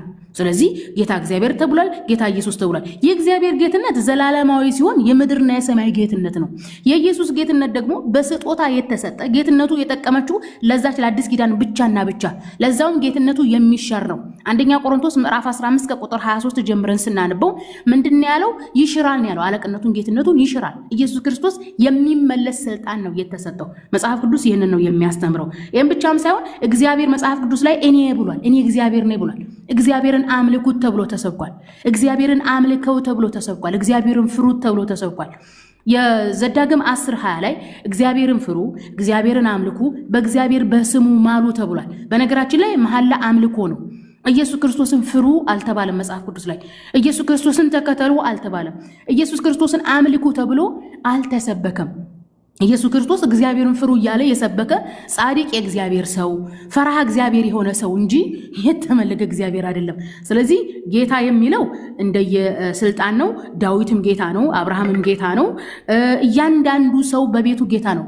ባል በሚስቱ ላይ ጌታ ነው። ኢየሱስ ክርስቶስ ምን ብሎ ነው የሰበከው? የፋሲካን በዓል ለማክበር ማለት ነው። በነገራችን ላይ የፋሲካ በዓል አምልኮ ነው። ኢየሱስ ክርስቶስ እንደማንኛውም አይሁዳዊ የፋሲካን በዓል ለማክበር ያኒ አምልኮ ለማቅረብ ለእስራኤል አምላክ ለእግዚአብሔር አምልኮ ለማቅረብ ቦታ ቤት እየፈለጉ ነበር። ሲፈልጉ ምንድነው ያለው ኢየሱስ? የቤቱን ጌታ ሄዱና ጠይቁት አለ። ጌታ ብሎ ማለት የሆነ ነገር ገዢ ነው። አንድም ቤት ቢሆን ያችን ቤት የሚያስተዳድር ሰውዬ ጌታ ይባላል። ኢየሱስ ክርስቶስ አዲስ ኪዳንን እንዲያስተምር ስልጣን ስለሰጠው እግዚአብሔር ጌታ የሚለው ከዛች ከአዲስ ኪዳን ጋር የተያያዘ እንጂ የዓለምነት ጌታ አይደለም። ሐሰን ላወራ ነው እያለ ነው። ሐሰን ቀጥለ ማውራት ይችላል። አንቺ በሰጠሽው ሐሳብ ላይ አንዴ ላወራና ሐሰን ይቀጥላል። እሺ ሐዋርያ የተሰጠችውን ሐሳቦች አንዳንድ ሐሳብ ልስጥና ኢየሱስ ክርስቶስ ጌታ አልተባለም፣ ኢየሱስ ክርስቶስ እግዚአብሔር አልተባለም፣ ወር ደግሞ የአምላክነት ምንም ምንድነው ክራይቴሪያ አያሟላም ስትል ነበር። መጽሐፍ ቅዱሳችን ስለ ኢየሱስ ክርስቶስ ምን ያስተምረናል የሚለውን አለማወቅ በጣም ብዙ ስህተት ውስጥ እንገባለን። በኢየሱስ ክርስቶስ ላይ ባይዘዌ ብዙ ሃይማኖት የተፈጠረው ኢየሱስ ክርስቶስን በደንብ አለማወቅና አለመረዳት ነው። ብዙ አይነት ሴክቶች የተፈጠሩት ኢየሱስ ክርስቶስ ማን ነው ምንድነው የሚለውን አንደርስታንድ ካለማድረግ አንፃር ሶ ኢየሱስ ክርስቶስ አምላክነቱን የሚያሳዩ ክፍሎች ምን አሉ? ቅድም ብያቸዋለሁ። ከደረቱ ቅርብ የሆነው አንድ ደቀ መዝሙር አለ። ዲሳይፕል ከምንለው አንዱ ጆን ነው። ጆን በጣም ከኢየሱስ ክርስቶስ ትራንስፊግሬሽን ጋር ሲገለጥ ራሱ ሶስቱን ደቀ መዝሙር ከሚጠቀሙት አንዱ ጴጥሮስ ዮሐንስና ያዕቆብን አንዱ ዮሐንስ ነው። ዮሐንስ እኛ ከምናወራው ዛሬ መተን ከ2000 ምናምን ዓመት በኋላ መተን ከምናወራው ይልቅ ለሱ ቅርብ የሆነ እያንዳንዱን እርምጃውና እያንዳንዱን የሚያውቅ አንድ ግለሰብ ነው። ስለ ኢየሱስ ክርስቶስ በኢንስፓይሬሽን አኮርዲንግ ቱ 1 ቲሞቴዎስ 3:16 ላይ በኢንስፓይሬሽን በእግዚአብሔር ቃል መንፈስ ተመርቶ የጻፈው ስለ ኢየሱስ ምን ብሎናል ካለን በዮሐንስ 1:1 ላይ በመጀመሪያ ይሄ ግልጽ የሆነ ሐሳብ አለ። ቃል ነበረ፣ እግዚአብሔርም በመጀመሪያ ቃል ነበር፣ ቃልም ከእግዚአብሔር ዘንድ ነበር፣ ቃልም እግዚአብሔር ነበር። ቃል የተባለው ማን ነው ብለን ስናየው 1:16 1:14 ላይ ቃልም ስጋ ለብሶ ክርስቶስ እንደሆነ ግልጽ ይሆንልናል። እሱ ማን ነበር ካለ እግዚአብሔር ነበር ይለናል። that means ምንድነው ቃል ኢየሱስ እግዚአብሔር እንደነበር ይነግረናል። ዕብራውያን 1:18 ላይ ቅድም ስትል ነበር አንድ አምላክ አብ አለን ስትል ነበር። ባይዘው አብ ኢየሱስን አምላክ እንደሚለው ታውቃላችሁ? አታውቁም? ዕብራውያን 1:8 ላይ እንደዚህ የሚል ቃል አለ። ስለ ልጁ ይላል። ስለ ልጁ ግን አምላክ ሆይ ዙፋን እስከ ዘላለም ድረስ ይኖራል፣ በመንግስት ብትር የቅንነት ብትር ነው ይላል። አብ ስለ ልጁ ምን ይላል? አምላክ ሆይ ይለዋል። አብ ስለ ልጁ አምላክ ሆይ ነው። አምላክነት አብ እንዴት ነው ኢየሱስን አምላክ ሆይ የሚለው? እቺን አንድ ጊዜ በጽሁፍ ታሳየን። ሩዝ ቆላ አሳየን በጽሁፍ አሳይሻለሁ። አንዴ በትልቁ አድርጉት። አንድ ጊዜ እሺ፣ ብዙ ጥያቄ ነበር። ቆይ አንዴ ሐዋርያት ብዙ ጥያቄ ነበር። እስኪጨርሽ የጠበቅኩት በጣም በሪስፔክትፉል እያወራሽን ስለሆነ ነው። አንዴ ልጨርስና ቅድም ያልከው እንደዚህ አይነት ክፍል አለ አሳየን ትኛለሽ። እሺ፣ ሮሜ 9:5 ላይ ደግሞ ምን ይላል? ሮሜ ጳውሎስ ደግሞ ኢየሱስ ክርስቶስ በደማስቆ ላይ የተገለጠለት ፊት ለፊት ኢየሱስን ያወራው ሰውዬ ምን ብሎናል? ስለ ኢየሱስ ክርስቶስን ካለን ሮሜ 9:5 ላይ እንደዚህ ይላል፣ አባትነት ለእርሱ ናቸውና ከነርሱ ክርስቶስ በስጋ መጣ፣ እርሱም ከሁሉ በላይ ኢየሱስን ከሁሉ በላይ እሺ ሆኖ ለዘላለም የተባረከ አምላክ ነው ብሎታል። አያችሁ፣ አንድ ሐዋርያው በጣም ቅርብ ለደረቱ ቅርብ የተባለ ዮሐንስ አምላክ ነው ብሎናል። ዕብራውያን ላይ ደግሞ ምንድነው አብ ራሱ ኢየሱስን አምላክ ብሎታል። እሺ ሮሜ 9 ላይ ደግሞ ምን ብሎታል? ክርስቶስ ኢየሱስ አምላክ የተባረከ ተስፋችን አምላክ ነው ብሎታል። በስጋ የመጣ ነው። ቆይ አልጨረስኩም፣ እባክሽ አንዴ እስኪጨርስ ጠብቂ። በስጋ የመጣ ነው፣ እርሱም ከሁሉ በላይ ነው፣ ለዘላለም የተባረከ አምላክ ነው ብሎታል። ሌላስ ማን ብሎታል? ይሄው ዮሐንስ በመልእክቱ ደግሞ በአንደኛ መልእክቱ በምዕራፍ 5 ቁጥር 20 ላይ እንደዚህ ብሎታል፣ የእግዚአብሔር ልጅ እንደመጣ እውነተኛ የሆነውን እናውቅ ዘንድ ልቡና እንደሰጠን እናውቃለን። እውነተኛም ለሆነው ለእርሱ አለን። እርሱ ማን ነው? ልጁ ኢየሱስ ክርስቶስ ነው። እርሱ ማን ነው አለን?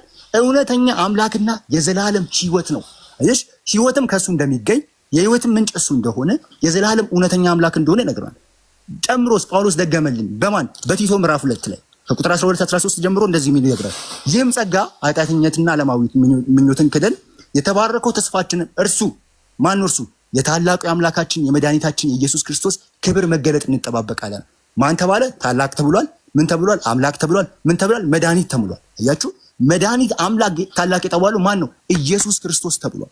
ሌላ አስቀጠለና ሌላው ደግሞ ልጨርስ። አንቺ ከተማቻ ትይዣቸዋለሽ። አንዴ እባክሽ ጥቅሶቹ እንዳይበዙ ነው። አይበዙም። አንቺ ስታወሪ ረጅም ሰዓት ዝም ብዬ ሰማሁሽ። አንድ ደቂቃ ስጭኝና ላወራ። እኔ በማስረጃ ነው የማወራው። ጥቅስ እየጠቀስኩ ነው። ጥቅሱ ልክ ካልሆነ ጥቅሱን ከፍተሽ ችግር የለውም እና ያው ሁለተኛው ደቀ መዝሙር ምን አለ? ሌላው ደግሞ ቅድም ብያቸው ትራንስፊገሬሽን ላይ ኢየሱስ ክርስቶስ ከ12ቱ 3ቱን ደቀ መዛሙርት መርጦ ብዙ ጊዜ ይወጣል። አንደኛው ዮሐንስ ብያቸው፣ ሁለተኛው ጴጥሮስ ምን አለ ስለ ኢየሱስ ከተባለ እኛ አሁን መተን የምናወራ ነው ስለ ኢየሱስ። ከእርሱ ጋር እርምጃውን የሚያውቁ ስለ ኢየሱስ የሚያውቁ ሰዎች ምን ብለዋል ካለን ጴጥሮስ በአንደኛ መልእክቱ ምዕራፍ 2 ቁጥር 1 ላይ እንደዚህ የሚል ቃል ተናገረ። የኢየሱስ ክርስቶስ ባሪያ ሐዋርያ የሆነ ስምዖን ጴጥሮስ በአምላካችንና በመድኃኒታችን በኢየሱስ ክርስቶስ ጻድቅ ባገኘነው የተከለከለ ክብር አምላክነት ሊገኝ በሚችለው በክርስቶስ ኢየሱስ ይላል። በምን አለ? በአምላካችንና በመድኃኒታችን ዘሴም ቲንግ ከጳውሎስ ጋር ተመሳሳይ ያለው ቅድምም ጳውሎስ በአንደኛ ቲቶ ምዕራፍ 2 ላይ እንዳደረን በመድኃኒታችን በታላቁ በአምላካችንና በመድኃኒታችን እንደሚለው ጴጥሮስም ደገመልን። በምን አለ? በአምላካችንና በመድኃኒታችን ብሎ መድኃኒት የሚለው ሐሳብ ምንድነው ካለ ሉቃስ ምዕራፍ 2 ላይ ግልጽ ሆኖ ተነግሮናል። ምን ብሎናል? መልአኩ እንዲህ ሲል ነገራት፣ እነሆ ለሕዝቡ ሁሉ የሚሆን ታላቅ ጻድቅ ይሆናል። መድኃኒት የሚቃል መድኃኒት በኢሳይያስ ቆይ ልጨርስልሽ። አንድ ደቂቃ አልፎ አለቀ እኮ እንዴ! በጣም ተደረከው። ቆይ አንዴ ስለ ኢየሱስማ ገና ዘመን ማውራት እንችላለን። ባይዘው ዘመን ላውራ እንችላለን። እኔ ልተንፍስ በመሃል እንዳለብሻችሁ ብዬ ነው። ጫጫታ እናደርገው። አንዴ ልጨርስ። አንድ ደቂቃ ጨምሩልኝ፣ አቆማለሁ። አንድ ደቂቃ አንዴ ቶዝ አንዴ ቆይ አንድ ደቂቃ ሰው አንዴ ቶዝ ታወራለህ። እሺ አንዴ ከታች ኧረ ተረጋጋ ታወራለህ። እሺ ወንድሜ ከታች ምን አለ አንድ ሰው እኔ ከነ ልጄ ረሃብ ተቸገርኩ እና አግዙኝ ይላል። ማን ውለድ አለ? የልጅ የህፃንን ፕሮፋይል አድርጎ ይለምናል። ለማንኛውም ምንድነው?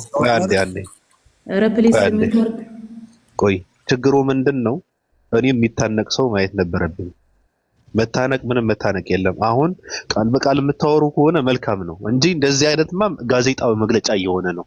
በቃ እኔ 4 ኪሎ ፓርላማ ውስጥ ያለው ነው መሰለኝ። ምንም ትርጉም የለውም። አንድ ሰው ሐሳቡ ይሰጣል፣ እንደገና ሐሳብ ሁለተኛ ትርጉም የለውም። ምንም እዚህ ግባ የሚባል ስብከት ነው። ስለ መጽሐፍ ቅዱስ ከሆነ የሚወራው አንድ ቃል ይወጣል፣ ቃሉ መፈትፈት አለበት። ስለዚህ የሚታነቅ ሰው ማየት ፈልግናው እሺ ስብከት ሮሜ 9:5 እንይበት አወራለሁ ብሏል። አንድ ጊዜ ትሩዝ የረፕሊስ አንድ ጊዜ ቆይ አንድ ደቂቃ ልጨርስ። ትሩዝ በእኛ እውቅና እኮ ኢየሱስ እኮ እኛ ፊርማ በማሰባሰብ እኮ ጌታ አይሆንም እኮ አላልኩም። እንደዛ ወንድሜ አንድ ደቂቃ ነው። አንድ ደቂቃ ሁለት ደቂቃ አይደለም፣ ቃልን በመደርደር አይደለም። ቃሉ ይፈተሽ ነው። የተነሱ ቃላቶች አሉ። እሷ ስታወራ ለምን ትሩዝ ፕሊስ አንድ ጊዜ እንዲያረበህ አንተም እኮ ዝም ብያለሁ እኮ ብዙ እኮ ዝም ብያለሁ። አሁን እኮ በጣም ምንድነው ከዚህ በፊት እኮ አውርተሃል እኮ አንተም እኮ አሁን ድረስ ዘመን አደረገ መልስ እየሰጠው ነው። አባ እኮ ስትመላለሱ መጣችዋ። እኔ ደግሞ ዝም ብለህ አሁን እሷ ደግሞ መስጣለች፣ እንደገና ትመልሳለህ።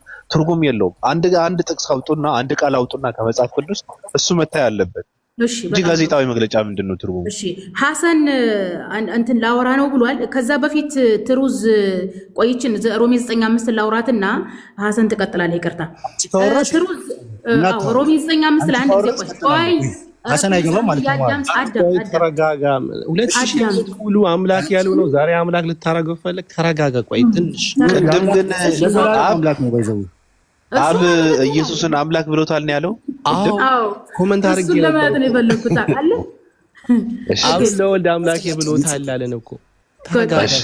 ትሩዝ አንድ ጊዜ ሚውት አንሳና ላውራ እንዳትል። ሮሜ 9:5 ላይ ከሁሉ በላይ የሚል አለ።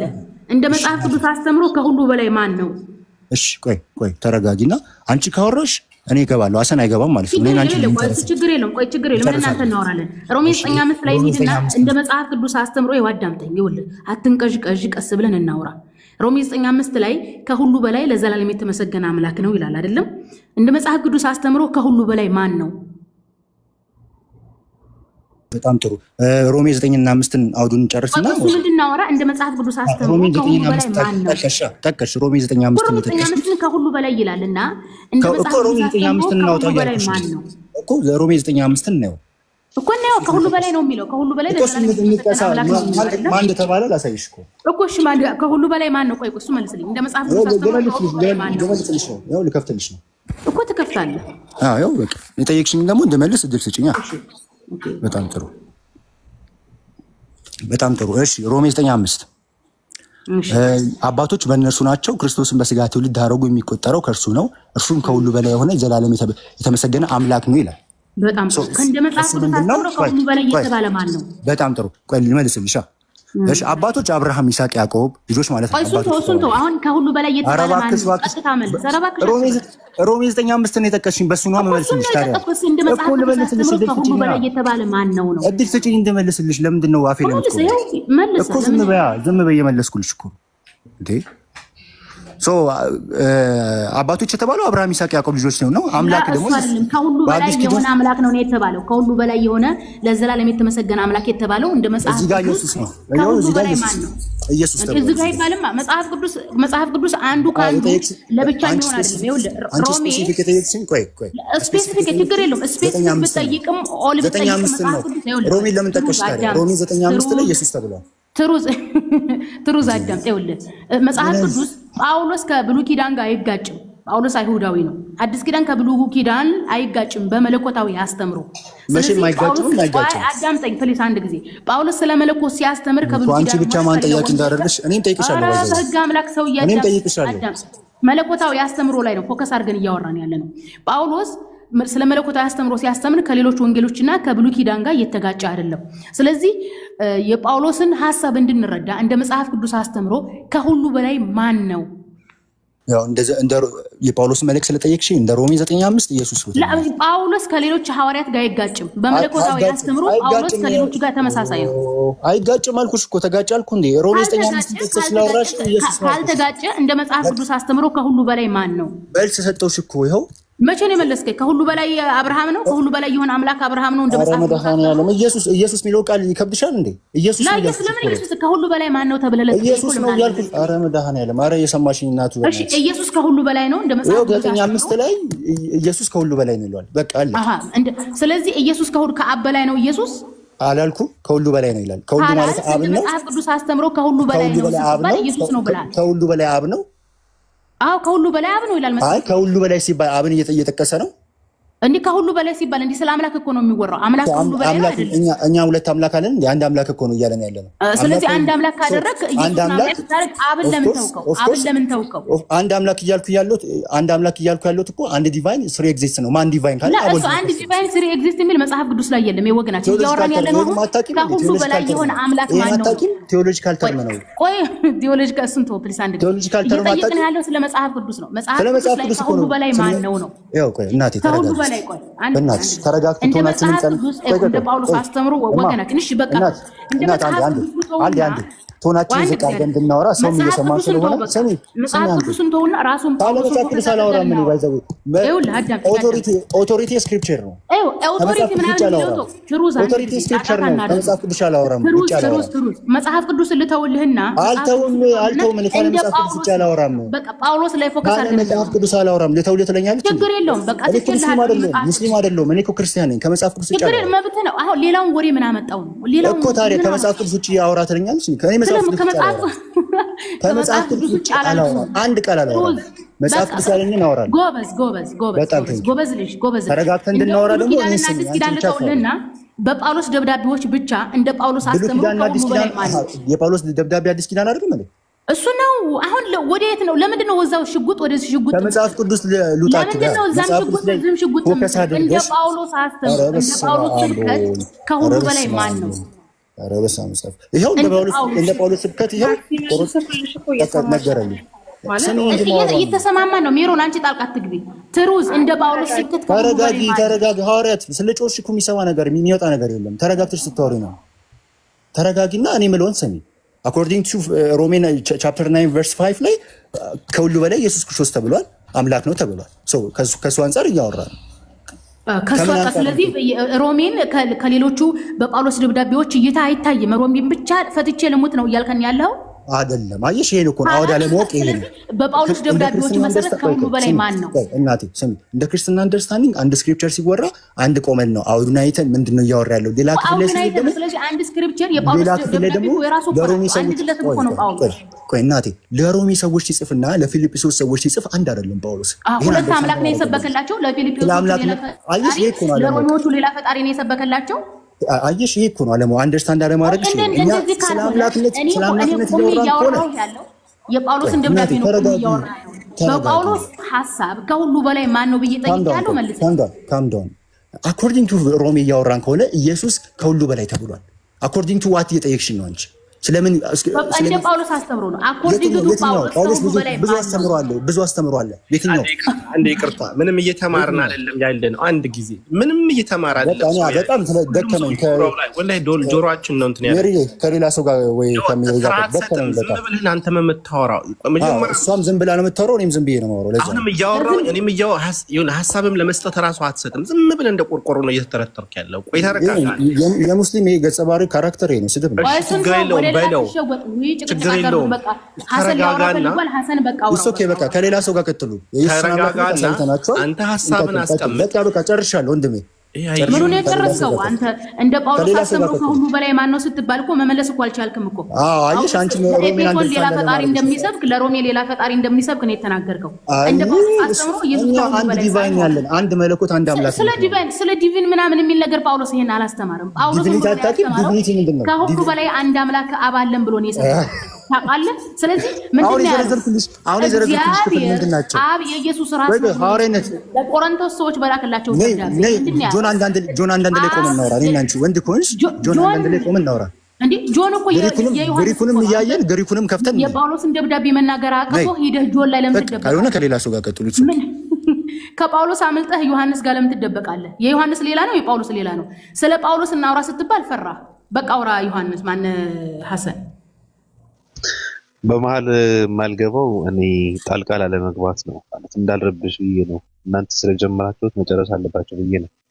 ይሄ የሳይድ ነገርም እንዳይመጣ ብዬ ነው በመሀልና ያሲ የምትለው ነገር አለ። እስኪ ምንድነው የምትለን? እስኪ ከግሪኩም ኦኬ። እንዴት ዋላችሁ? እንዴት አደራችሁ? እንዴት አመሻችሁ? ሁሉም ሰላም ነው? አለን። ሰላም አለይኩም ወራህመቱላህ።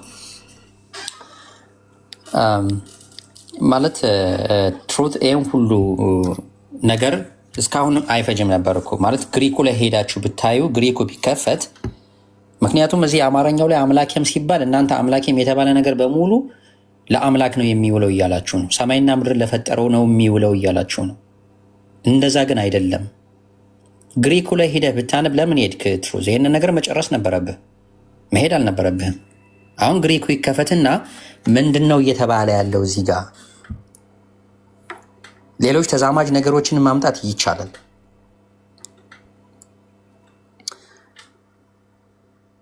ዮሐንስ ወንጌል ምዕራፍ 20 ቁጥር 28 ላይ ትሩዝ ባትሄድ መልካም ነው። ውይይትን መጨረስ ነበረብህ። ኮሪዮስ ብሎ ነው ያስቀመጠው፣ ጌታ የሚለውን ማለት ነው። ጌታ የሚለው ላይ አሳይክ።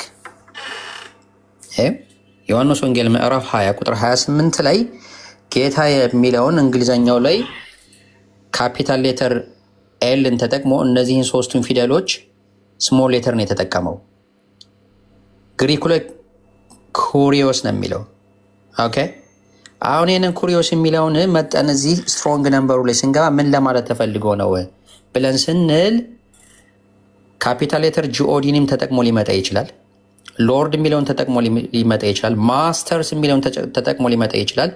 ሰር የሚለውን ተጠቅሞ ሊመጣ ይችላል። እንደየ ቦታው እዚህ ላይ የተጠቀመው ምን ለማለት ነው? ለኢየሱስ ነው። እሺ ለኢየሱስ ነው ቢባል እንኳን ጌታ የሚለው ለኢየሱስ ነው ቢባል እንኳን አዎ ኢየሱስ ጌታ ነው። ምንድነው ችግሩ? የኢየሱስ ጌትነት ምክንያቱም በእግዚአብሔር የተደረገ ስለሆነ ጌታም ክርስቶስም አደረገው ይላል። ስልጣን ነው የሰጠው። ማስተር ነው በዘመኑ ማለት ነው። አውቶሪቲ ያለው ሱፐርም አውቶሪቲ ነው ኢየሱስ በዛ ጊዜ ማለት ነው። ስልጣን ተሰጥቶታል። ማን ነው የሰጠው? እግዚአብሔር ነው የሰጠው፣ የፈጠረው፣ ከድንግል እንዲወለድ ያደረገው። ኦኬ ስለዚህ ጌታ የሚለውን ነገር አያጣላም። አሁን አምላክ የሚለው ነው ችግር የተፈጠረው። እዚህ ላይ ቴዎስ ብሎ ያለው ላይ ግሪኩ ላይ እንግሊዘኛው ላይ ካፒታል ሌተር ጂኦዲ አድርጎ አምላክ ያለውን ነው። ይሄ ካፒታል ሌተርን ተጠቅሞ ጂኦዲ ሲሆን ለኢየሱስ ነው ወይስ አይደለም የሚለውን ስናይ መሆንና ለመሆኑን እንይ። እዚህ ስትሮንግ ነምበሩ ላይ ተጭነን ስንገባ ምንድነው የሚያስተምረው? እዚህ ጋር በደንብ አድርጌ አስምሬ ይዤልሃለሁ። ለእነዚህ ነገሮች ሊጠቀምበት ይችላል። ቴዎስ የሚለውን ካፒታል ሌተር ጂኦዲ ይጻፋል። ስሞል ሌተርም ጂኦዲ ሆኖ ይመጣል። የሚመጣበት አጋጣሚ አለ። ጎድሊም ሆኖ የሚመጣለ፣ ዲቫይንሊ ብሎ የሚመጣለ። ግን ዞሮ ዞሮ እዚህ ላይ ነው ማየት ያለብን። ቴዎስ የሚለው ቃል የግሪኩ ቃል አምላክ ተብሎ አማርኛ ላይ የተጻፈው አናውን ኦሪጂን ነው የሚለው። ይሄ ቴዎስ የሚለው አናውን ነው ኦሪጂኑ። ኦኬ እሺ ፕሮፐርሊ አለ ጋድ ካፒታል ሌተር ጂኦዲ ሆኖ ከመጣ ምንድነው የሚሆነው? the creator and owner of all things የሁሉም አይነት ፈጣሪና ባለቤት ሆኖ ነው የሚመጣው። ታዲያ ኢየሱስ የሁሉም አይነት ፈጣሪና ባለቤት ነው ልትሉ ነው? አይሆንም። እሱ ራሱ ፍጡር ስለሆነ ከድንግል ማርያም ተጸንሶ የተወለደ ነው። እንዴት ነው እሱን አምላክ ነው ይሄ ካፒታል ሌተር ጂኦዲን አምላክ ነው ብላችሁ የምትሉ? እሱ ነው ካላችሁ the creator and owner of all things አለ። ኢየሱስ ደግሞ ይሄ ሊሆን አይችልም። የማይሆንበት ትልቁ ምክንያት እሱ ራሱ በኢየሱስ አንደበት ከተናገረው ንግግር ማለት ነው። እንግዲህ በተሰቀለ ጊዜ ይህን ነገር ተናግሯል ትላላችሁ። በ9 ሰዓትም ኢየሱስ ኤሎሄ ኤሎሄ ለማ ሰበቅተኒ ብሎ በታላቅ ድምፅ ጮኸ አለ። ይህም አምላኬ አምላኬ ስለምን ተውኸኝ ማለት ነው። ይሄ አምላኬ አምላኬ የሚለው ምንድነው? እንግሊዘኛው ላይ የተጻፈው ወይም ግሪኩ ላይ ሄደን ለምን አናይም? ማቴዎስ ወንጌል ምዕራፍ 27 ቁጥር 46 ላይ ማቴዎስ ወንጌል ምዕራፍ 27 ኢየሱስ እንግዲህ አምላኬ ብሎ እንደተማጸነ ይናገራል። 27:46 ላይ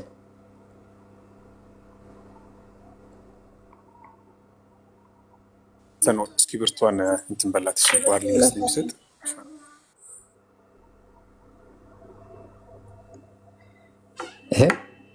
ኤላይ ኤላይ ብሎ ነው የተጻፈው። ትርጓሜውም ጋድ ካፒታል ሌተር ጂኦዲ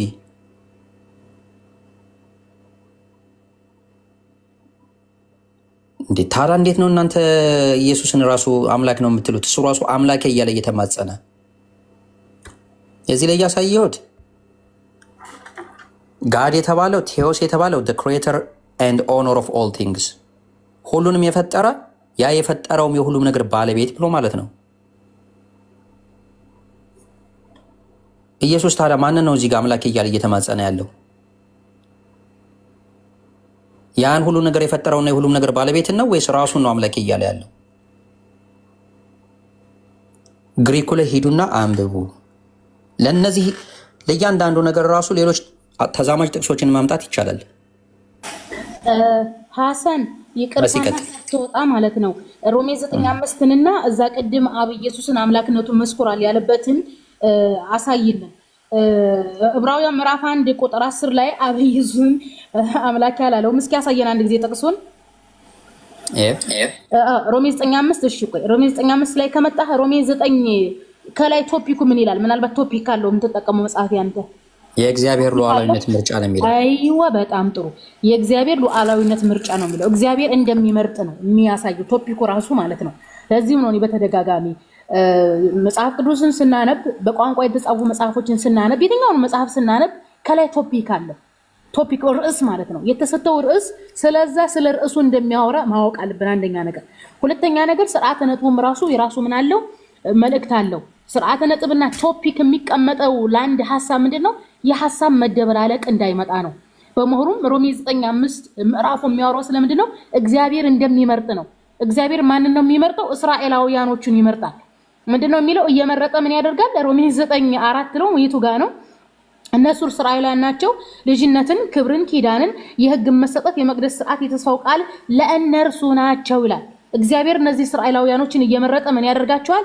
ልጅ ያደርጋቸዋል፣ ኪዳን ይሰጣቸዋል፣ ሕግን ይሰጣቸዋል ይላል።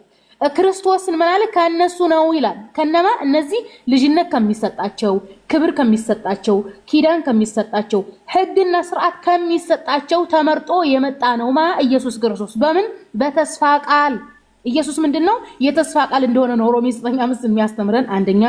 ሁለተኛ ልጅነት። አሁን ለምሳሌ ኢየሱስ ክርስቶስ የእግዚአብሔር ልጅ ይባላል አይደለም? የእግዚአብሔር ልጅ የሚባል ይሄ የሚሰጥ ነው። የሚገርማችሁ ነገር ስልጣን ነው። አያችሁ? ስለዚህ ሮሜ 9:5 በጣም የሚገርመኝ መልእክት ነው። ከላይ ጀምራችሁ ነው የምታነቡት። 7 እና 8ን ስታነቡት ራሱ ምንድነው የሚለው? 8 ስለ ተስፋ ቃል ነው የሚያወራው። ኢየሱስ ክርስቶስ የተስፋ ቃል እንደሆነ እግዚአብሔርም ኢየሱስን ከእስራኤላውያን እንዳመጣቸው ነው የሚናገረው። እና ሮሜ 9:5ን ሁሉ ጊዜ ነጥለው ነው የሚያመጡት ወገኖቻችን። ይህ ስህተት ነው። ሮሜ 9 ጋር ስንሄድ አንድ ጀምረን ነው ማንበብ ያለብን አንደኛ። ሁለተኛ ሮሜ 9:5 ላይ ምንድነው የሚለው? ከሁሉ በላይ ለዘላለም የተባረከ አምላክ ሲባል ከሁሉ በላይ እንደ መጽሐፍ ቅዱስ አስተምሮ እግዚአብሔር ነው፣ አብ ነው እንጂ ኢየሱስ ከሁሉ በላይ አይደለም። ዱንስ አብ ከኔ ይበልጣል ብሎ መስክሯል። አስባችሁታል? አብ ይበልጣል ነው ያለው። ሲቀጥል ደግሞ ሮሜ የጳውሎስ ደብዳቤ ነው። ጳውሎስ ምን እግዚአብሔር አብ የክርስቶስ ራስ ነው ይላል። አስባችሁታል? ስለዚህ ጳውሎስ ምን ብሎ ነው ያስተማረው? አብ ከኢየሱስ ይበልጣል ብሎ ነው ያስተማረው። አብ ከኢየሱስ ከበለጠ እንዴት ብሎ ነው ኢየሱስ ከሁሉ በላይ የሚሆነው? ይሄን ብቻም ሳይሆን ለዘላለም የተመሰገነ አምላክ ነው ይላል። የአብ የእግዚአብሔር አምላክነት ዘላለማዊ ነው። ኢየሱስ ደግሞ ዘላለማዊ አምላክ አይደለም። ኢቭን ዘላለም የሚለው ከኢየሱስ ጋር አይሄድም። አንደኛ ኢየሱስ ካለመኖር ወደ መኖር የመጣ ነው። ከዛሬ 2000 ዓመት በፊት የተወለደ ነው። ኦኬ። ስለዚህ እግዚአብሔር ደግሞ ከዛሬ 2000 ዓመት በፊት የተወለደ ሳይሆን ከጥንት ጀምሮ የነበረ ነው። በዚህ ሂሳብ ዕብራውያን ምዕራፍ 1 ላይ እንሄድና አንቀጽ 10 ላይ ያለው ምንድነው የሚለው? ይሄ ስለ ልጁ ግን አምላክ ሆይ የሚለው አንደኛ በስነ ስርዓት በስርዓት ነጥብ ነው የተቀመጠው። ኮት ነው የተደረገው። ኮቴሽን ማርክ ወይም በአማርኛ ይሄ ትምህርት ጥቅስ የሚባለው የሚያገለግለው ሐሳቡ ከሌላ ቦታ የመጣ እንደሆነ ለማሳየት ነው። ስለዚህ ዕብራውያን ምዕራፍ 1 አንቀጽ 10 ላይ ያለው ከእንትን የመጣ ነው፣ ከመዝሙረ ዳዊት ኮት የተደረገ ነው። ሐሳቡ የሌላ እንደሆነ መጽሐፍ ቅዱስ በስነ ስርዓቱ አስቀምጧል። ስለዚህ ስለ ልጁ ግን ይልና አምላክ ሆይ ዙፋንህ ከዘላለም ነው ይላል። ልብ በሉ፣ ዙፋንህ ከዘላለም ነው። እንደ መጽሐፍ ቅዱስ አስተምሮ ከዘላለም የነበረው ዙፋን የእግዚአብሔር እንጂ የኢየሱስ ዙፋን ከዘላለም አልነበረም። አንደኛ የኢየሱስ ዙፋን የተፈጠረ ነው። ማን የፈጠረለት? እግዚአብሔር። ጳውሎስ ለቆላስያስ ሰዎች በላክላቸው ደብዳቤ ምዕራፍ 1 ከአንቀጽ 15 ጀምራችሁ ስታነቡ እግዚአብሔር ለኢየሱስ አለቅነትን፣ ዙፋናትን፣ ስልጣናትን፣ ኃይላትን ፈጠረለት ይላል። ስለዚህ የኢየሱስ ስልጣን የኢየሱስ ዙፋን ምንድነው? የተፈጠረ ነው። ለማን የተፈጠረው? ለአዲስ ኪዳን። ስለዚህ ኢየሱስ አንደኛ ዘላለማዊ ዙፋን የለውም። ሁለተኛ ኢየሱስ ዘላለማዊ አምላክ አይደለም። ስለዚህ ዕብራውያን ምዕራፍ 1 ቁጥር 10 ላይ ያለው ምንድነው? ለዘላለም የነበረ አምላክ ዙፋኑ ለዘላለም የነበረ ነው። ኢየሱስ በምድርና በሰማይ ስልጣን ተሰጠኝ ነው የሚለው። ስልጣን ብሎ ማለት ዙፋን ብሎ ማለት ስልጣን ነው። ስለዚህ ዕብራውያን ምዕራፍ 1 አንቀጽ 10 ላይ ያለው ስለ ልጁ ግን አምላክ ሆይ ዙፋን ከዘላለም ነው የሚለው ስለ እግዚአብሔር ነው እንጂ የሚያወራው ስለ ኢየሱስ አይደለም። ስለ ኢየሱስ ነው የሚል ኢየሱስ ዘላለማዊ መሆኑን ማሳየት ግድ ይላቸዋል። የኢየሱስ ዙፋን ዘላለማዊ መሆኑን ማሳየት ግድ ይላቸዋል ማለት ነው። የኢየሱስ ዙፋን ዘላለማዊ አይደለም። 8 ላይ ነው 8 ላይ ነው። አሁን ኮሜንት አላነበብኩም እና ለወዛ ነው 8 ላይ ነው። ይገባችኋል። ይሄ ስለ ልጁ ግን ብሎ አምላክ ሆይ ዙፋን ከዘላለም ነው የሚለው ለኢየሱስ አይደለም። ምክንያቱም የኢየሱስ ዙፋን ዘላለማዊ ስላልሆነ ማለት ነው። አሁን እንግሊዘኛው ላይ እንኳን ስትሄዱ ትንሽ አሻሚ ቃላት ሊኖር ይችላል። ነገር ግን አማርኛው መጽሐፍ ቅዱስ በጣም ምርጥ ነው። ምንድነው? ብቸኛው አምላክ ማን እንደሆነ በግልጽ ነው የሚያስተምራችሁ መጽሐፍ ቅዱስ ማለት ነው። እግዚአብሔር ብሎ ነው። ስለዚህ አማርኛው መጽሐፍ ቅዱስ ላይ እግዚአብሔር አብ የተባለው ነው ብቸኛ አምላክ ዘላለማዊ አምላክ ነው። አይ ኢየሱስ አምላክ ነው ካላችሁ ኢየሱስ እግዚአብሔር ወልድ የተባለበትን ማሳየት ግድ ይላቸዋል። እግዚአብሔር ወልድ የሚል ካላሳዩ እንደ መጽሐፍ ቅዱስ አስተምሮ ብቸኛው እግዚአብሔር ማን ነው? አብ ነው። ሐዋርያትም የእግዚአብሔርነትን ዕውቅና ያሰጡት ለማን ነው? ለአብ ብቻና ብቻ ነው። ወይም በእንግሊዘኛው ይሄ ጋድ ፋዘር፣ ጋድ ሆሊ ስፒሪት፣ ጋድ ዘ ሰን የሚለው አለ አይደለም? እንደዛ ነው የሚሉት ትሪኒቲን በእንግሊዘኛ ሲያብራሩ። መጽሐፍ ቅዱስ ላይ ስትሄዱ በእንግሊዘኛውም ሆነ በአማርኛው ይሄ ጋድ ዘ ፋዘር ከሚለው ውጪ ጋድ ዘ ሆሊ ስፒሪት፣ ጋድ ዘ ሰን የሚል ነገር የለም መጽሐፍ ቅዱስ ላይ። ባቢሊተኛ ነው ያሉ ነው። እሺ በቃ ቆላስይስ 1:16 ሜሮኒ አንድ ጊዜ ሐሰን እዛው ሳይዘጋው አንድ ነገር ላሳያችሁ ብዬ ነው። ሮሜ 9:5 ላይ ከምን ጋር እንደምታገናኙት ማለት ነው። አንድ ጊዜ ሐሰን ላስቸግር። ሮሜ 9:5 ላይ ሐሰን እሺ አቢ ሮሜ 9:5 ሮሜ 9:5 ላይ ባቢ ዝጋ ተመልከተውና አሁን የሚጠቀሙበት ወርድ ማለት ነው ምንድነው? አባቶቻችንም ለእርሱ ናቸውና ከነርሱም ክርስቶስን በስጋ መጣ እርሱም ከሁሉም በላይ ሆኖ ለዘላለም የተባረከ አምላክ ነው ይላል። አሁን እዚህ ጋር እርሱ የተባለው ለኢየሱስ ክርስቶስ ብለው ነው የሚሰጡትና እርሱ ከሁሉም በላይ ሆኖ ለዘላለም የተባረከ አምላክ ነው ይላል። አንድ ጊዜ እርሱ የተባለው ለኢየሱስ ክርስቶስ ከሆነ እዛ ጋርም ደግሞ ለያዕቆብ ነው ማለት አለባቸውና ትንቢተ ኢሳይያስ 10:16 ላይ ሐሰን ባቢ እዚህ ጋር በጣም ይኸው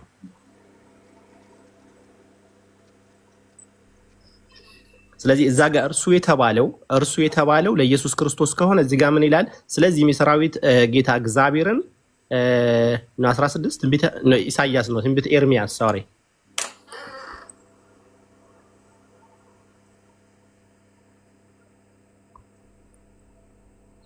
ትንቢተ ኤርሚያስ 10:16 ምንድነው የሚለው እዚህ ጋር? ያዕቆብም እድል ፈንታው እንደነዚህ አይደለምና እርሱም የሁሉም ፈጣሪ ነው ይላል። አሁን እዚህ ጋር እርሱ የገባው ያኛው ቅድም ያሳየኋችሁ ሮሜ ላይ እርሱ የተባለው ለኢየሱስ ክርስቶስ ከሆነ እዚህ ጋርም ደግሞ እርሱ የሁሉም ፈጣሪ ነው ማን ነው ማለት ነው? ያዕቆብ ነው ማለት ነው። ስለዚህ እዛ ጋር ሮሜ ያለው እሱ የተባለው ለኢየሱስ ክርስቶስ የሰጡትና አምላክ ያረጉት ከሆነ እዚህ ጋርም ደግሞ እርሱ የሁሉም ፈጣሪ ነው ማን ነው? ያዕቆብ ማለት ነው። ስለዚህ ያዕቆብን ፈጣሪ ነው ሊሆን ነው ማለት ነው። ስለዚህ እርሱ የተባለውን አንድ አምላክ ነው እንጂ እዚህ ጋርም ለያዕቆብ አይደለም። እዛ ጋርም ደግሞ እርሱ የተባለው ለኢየሱስ ክርስቶስ ሳይሆን ከሁሉም በላይ የሆነውን አንድ አምላክ ነው የሚያሳየው። እዛ ጋር ሮሜ ላይ ያለው ደግሞ ለኢየሱስ ክርስቶስ የሚሰጡት ከሆነ ያዕቆብም እድል ፈንታውን እንደዛ አይደለም እርሱም የሁሉም ፈጣሪ ነውና ይላል። ሁለቱም እርሱ የሚል ቃል እጫወታለሁ ካሉ ሮሜም ላይ ያለው ለኢየሱስ ከሆነ እዚህ ጋርም ያዕቆብ ነው የሚሆነው ማለት ነው። ሁለቱም ማስታረቅ አይችሉ መቼምና ሁለቱም ቦታ እርሱ የተባለው ማን ነው የሚያሳየው? ሮሜም ላይ እሱ የተባለውን አንድ አምላክ ወይም ከሁሉም በላይ የሆነ አምላክ ነው የሚያሳየው። እዚህ ጋርም ደግሞ እርሱ የተባለው ያዕቆብን ሳይሆን አንድ ምድርና ሰማይ የፈጠረ ፈጣሪ ነው የሚያሳየው ማለት ነው። ጨርሻለሁ። እናመሰግናለን። በቃ የመጨረሻ ንግግር አንተ አድርግና እንተኛ። አይ አልናገርም። እኔ ደስ የገቡ ያልተናገሩ ሰላም ይበሉ ነውና እኔ ራሴን አጠፋለሁ። ጓል መቀሌ ሰለመች ብሉ ሰዎች አዩ ልበል። እንዴት ነው ነገሩ? እኔም እያየሁ ነው። ኮሜንት ላይ ተደረጋቸው። አብዳ ነው ወይስ ምን ሆና ነው? ሰክራ ነው? እንደዛ አይሆንም። ስካር ነው። ይሁድ ስለሆነ ስካር ነው ብዬ ነው። እሷ ጋር ጨልጣ ነው። ብትሰልምስ ምን ትላለህ? ብትሰልምስ? ኧረ እኔ ምንም አልልም። ይመቻል። እኔ ምን እላለሁ? እስኪ አብረን እናያለን። በሚቀጥለው ስናገኛት እንጠይቃለን። እኔ የምናፍቀው ግን ጓል መቀሌ ከሰለመች ያው ሂጃቡን የመልበሰው ነገር እኔ እጠብቃለሁ። እንዴት አድርጋ እንደምትለብሰው አላውቅም። ኢንሻአላህ አላህ ጽናቱን ይሰጣታል። ትማራለች። ለመስጊድ እህቶች ብዙ እህቶች አሉ የሚያስተምሯት። አላህ ያግራል። ሌሎች ጋር ተጨባበጥና እንለያይ። ሜሮን ጋር ነው የሚጨባበጠው። ሜሮን ባለቤት አደረግኳት እኮ ስልጣን ሰጠዋት ምናምን። ትዕግስት በቃ ጸባይዋ ተቀየረ። እንደዚህ ከሆነ በቃ አደከሙኝ። ሲያደክሙ እኮ በቃ ዝም ትላለህ አንዳንዴ። ደክመሽ አይደለም ያንቁሻል እኮ በነገርሽ ላይ አደከሙኝ በቃ በሀሳብ ነው። ስንት ሰው እንደሚወጣ አይተሃል። እኔ እዚህ ቁጭ ብዬ ብዙ ቅድም እኮ ቂቅ እኮ ነው ያደረገሽ። ጥያቄ ጠየቀሽ። አይ በቃ ቶ እኔ ይሄ የማምለጫ እንትናችሁ ደግሞ በጣም ነው የሚገርመኝ። እኔ መቼም ስትታነቀው ሰላጣም ምንም ጥያቄ ተይ መጽሐፍ ቅዱስ የሚባል ቅዱስ ነው ብለሽ ነው? ቅዱስ ነው ብለሽ ነው መጽሐፍ ቅዱስ የሚባለው? አዎ ቅዱስ ህይወቴን የቀየረው ከምንድን ነው ህይወትሽን የቀየረው? እግዚአብሔርን እንዳውቅ አድርጎኛል። እግዚአብሔር እንድታውቂ አላደረገሽ ነው። እግዚአብሔር እኮ አላወቅሽም እኮ ሜሮን። ምንድን ነው የምታወሪው? ገና እኮ ነሽ። አውቀነዋል። እግዚአብሔር ወደ እውነት ያመራችኋል ብሎናል። እንግዲህ እየመራን ነው። እንግዲህ ክርስቲያን የምንል ሰዎች በመንፈስ ቅዱስ ምሪት ነው የምንኖረው ህይወታችንን። ስለዚህ አንቺን ነው መንፈስ ቅዱስ የሚመራሽ? አንቺን ነው መንፈስ ቅዱስ የሚመራው? አዎ እሺ ማለት እምቢ ማለት መብት አለኝ። ግን ኦፍ ኮርስ መንፈስ ቅዱስ ነው የሚመራኝ ህይወቴ ላይ ማድረግ ያለብኝ። መንፈስ ቅዱስ ማለት ደግሞ እግዚአብሔር ማለት ነው አይደል? አዎ በቃሉ የተገለጠ ማለት ነው። ሰው ስለዚህ ራሱ ይግለጥልናል። ታዲያ ለምን እንደክማለን? ስብከቱ ለምን አስፈልገን? አንድ ምላችሁ ነገር መጽሐፍ ቅዱስን ለክርክር ሳይሆን ለመረዳት አንብቡ። መጽሐፍ ቅዱስ እኮ የተምታታ ነው። መጽሐፍ ቅዱስ የሚላተም ነው። መጽሐፍ ቅዱስ ውዥንብር ነው። መጽሐፍ ቅዱስ ሶስት ሐሳብ በአንድ ገጽ ነው። መጽሐፍ ቅዱስ ቅዱስ አይደለም። መጽሐፍ ቅዱስ የእግዚአብሔርም የሰውም ቃል ነው። ስንቴ እንናገራለን። የሚገርም አይሁዳውያን ራሱ አይገባቸውም ነበር እኮ። ፈሪሳውያንን እኮ እውሮች ሚላቸው እኮ ይሄን እያነበቡ አይገባቸውም ነበረ። ቃሉን እያነበቡ ምን እያነበቡ ነበረ እንዴ? መጽሐፉ ነበረ አይገባቸውም ነበረ መጽሐፉ። የሙሴ ሕግ አላቸው አይደል? ቶራ ምናምን ነበራቸው ነበረ መጽሐፉ። ይሄንስ እያነበቡ ስትይቁ እኛ ጋር ያለ መጽሐፍ ቅዱስ አልነበረም። ያስተምራቸው የነበረው አይደል እንዴ? አዲስ ነገር አምጥቷቸው አላስተማረም። አይ ግድ የለም አይገባቸውም ነበር ይላል። ምክንያቱም አንቺ ነው የገባሽ። አንቺ ነው የገባሽ። ተርጉመሽ አስተርጉመሽ አንቺ ገባሽ አይደል? አዎ ቃሉ ይዘራል። በመሬት ላይ ሲዘራ ቃሉ አንዳንዱ አይገባውም ይላል። አንዳንዱ ድንጋይ ይሆናል ልቡ። ገባ? ሰው የልብህ እንትን ይወስናል። አንዳንዱ መልካም መሬት ነው። መልካም መሬት ከሆነ ቃሉ መጥቶ ይጣበቅብሃል፣ ህይወትህን ይቀይራል። አንዳንዱ ደግሞ በቃ ልጠብቀው አይጣበቅብኝ። እንደዛ ከሆነ ራሱ ይጣበቅብኝ። የራሱ ጉዳይ። በቃ እኔ ዝም ብዬ እጠብቃለሁ። ቃሉ መጥቶ እስኪጣበቅብኝ ድረስ እጠብቀዋለሁ። ሜሮን ኢየሱስ እግዚአብሔር ነው ብለሽ ታምኛለሽ? ሀሳብ ይነሳል። አሁን ተይ እችን ብቻ ነው ኢየሱስ እግዚአብሔር ነው ፈጣሪ ነው ብለሽ ታምኛለሽ? አዎ እሱንም እኮ ነበር አልነግርሽ። ስለዚህ መንፈስ ቅዱስ አይገለጥልሽም ውዴ። ምንም ኢየሱስ እግዚአብሔር ነው የሚል መንፈስ ቅዱስ ስለሌለ ይሄ የሐሰት መንፈስ ቅዱስ ነው የተገለጠልሽ። እሺ ይሄን ለማለት ነው። እኔ ሄዳለሁ መንፈስ ቅዱስ ግን ወደ እናንተ ይመጣል ብሎ ቃል አልገባም አልነበረም። ከዛ በፊት መንፈስ ቅዱስ አልነበረም። በሙሉ አልተገለጠም። ሙሉ ለሙሉ ተገልጦ ነበር እንጂ እንደርግብ ሆኖ እየበረረ አልወረደም እንዴ? እንደርግብ ሆኖ እኔ ካልሄድኩ ደግሞ አይመጣም ማለት ልክ እንዳልነበረ። አዎ በሙሉ አልተገለጠም ለማለት ነው። መንፈስ ቅዱስ በሙሉ ምን ማለት ነው? ምን ማለት ነው በሙሉ? ሐዋርያት ሥራ ላይ መንፈስ ቅዱስ ወረደ ይላል እንዴ? ሙሉ ለክርስቶስ ሲሄድ ሙሉ በሙሉ የተገለጠው የቱ ጋር ነው? በምን ተገለጠ? ሲጠመቅ ነው። በምን ተገለጠ ሙሉ በሙሉ እኮ? ሐዋርያት ሥራን ሄደ ስታነብ እንዴት ተሰብስበው ሳለ በምንድን ነው የተገለጠው? ሙሉ ሲገለጥ በምን ተገለጠ? እኔ መንፈስ ቅዱስ በእርግብ እሺ በምን ተገለጠ? አዲስ ቋንቋን ተናገሩ። መንፈስ ቅዱስ ሲወርድ አዲስ ቋንቋን ተናገሩ ይላል። በምን ተገለጠ ነው እንዴ? ወረደ። በምን ተገለጠ እኮ? በምን ተገለጠ? እንዴ የመገለጥ ጉዳይ እኮ ነው እያወራን ያለን። ሲገለጥማ ቋንቋ የማይችሉ ሰዎች የአንዱን ቋንቋ መናገር ጀመሩ። መገለጥ ነው እሱ። ክልል የነበሩ የትግራይ ቋንቋ መናገር ጀመሩ። ታዲያ መገለጥ ነው እሱ። በሱ ምክንያት 3000 ሰዎች ተጠመቁ ይላል። ምክንያቱም አምር መሆን አለበት ይላሉ። ባይዘወይ ሜሪ አልመሸም፣ ሜሪ አልመሸም። እኛን አስተምሮን ትፈልጋላችሁ ግን እሺ ኢትስ ኦኬ በቃ እኮ አልመሸም። እኔ ልተኛ ነው ብዬ ነው ያላወሩ ሰዎች አሉ። እኔ በምን ልመን ብለሽ ነው? እኔ አንድ እስራኤላዊ ሰው ላምልክ እንዴ? ልባችሁን አታደንዱ ነው። ለመረዳት አንብቡት መጽሐፍ ቅዱስን፣ ህይወታችሁን ይቀይራል ነው ማለት ሌላ ነገር አለ። መንፈስ ቅዱስ ይደርብ እንድንረዳው። እኛ ልባችን ስላደነደን አይደለም።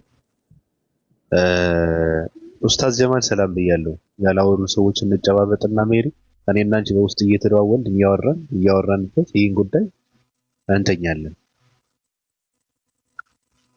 እሺ ባቢዬ፣ ሁላችሁ ሙስሊሞች አሰላሙ አለይኩም ወራህመቱላሂ ወበረካቱ። ባቢ ሰላም ብያለሁ። እንዴት ነህ? ወአለይኩም አሎ ሰላም ነው በረከት። ቅድም እኮ አቋርጣቸው ነበር። የምር በጣም ይቅርታ። እንግዲህ አንተም ማስራፈት ነበር። በአግባቡ እረፍት ካላደረግን ለዛሬ ብቻ ሳይሆን ለነገም ላናገኝ ስለምንችል ብዙ ሀሳቦች ነበሩን። ግን እዚህ ጋር አጠር አድርገን ያላወሩ ሌሎችም ሰላም ይበሉና እንውጣ። በቃ ባቢ እናመሰግናለን። አዎ ሲጀመር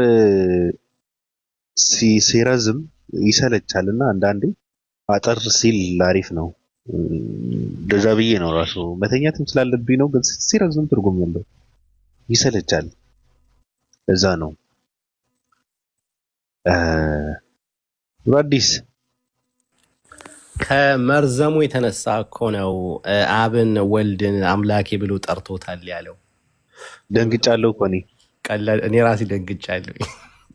ወone እግዚአብሔር አብ ወልድን አምላኬ ብሎታል አላለም? አዎ ወሬ ከረዘመ እንደዛ ነው። አብን ወልድን አምላኬ ብሎ ጠርቶታል። ዛሬ ነው ለመጀመሪያ ጊዜ የሰማሁት። የሰው ልጅ ቢሰክር ጨልጠው ቢሰክር ራሱ ደፍሮ እንዲህ አይልም። አረ እንዴ ምን ትላለህ?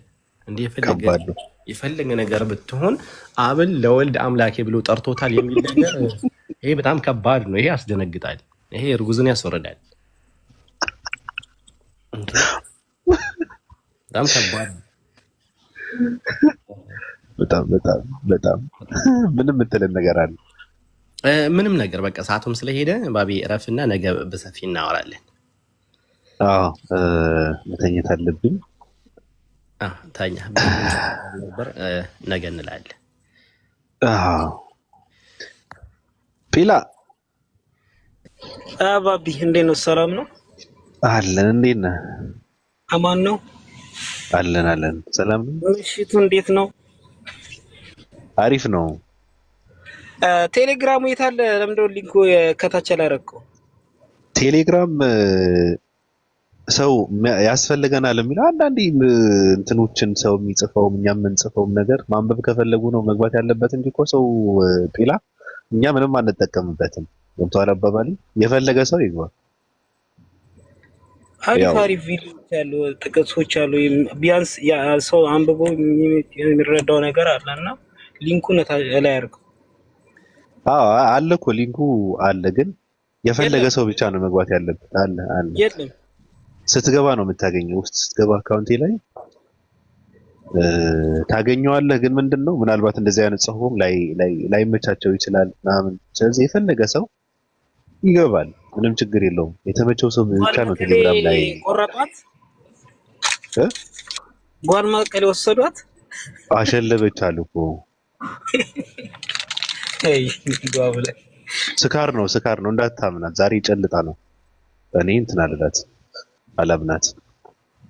ልክ እንደ ባቢሎን ጓል መቀሌ ሰልማ ሂጃብ ለብሳ ወአለይኩም ሰላም እያለች ስትመጣ አስበው።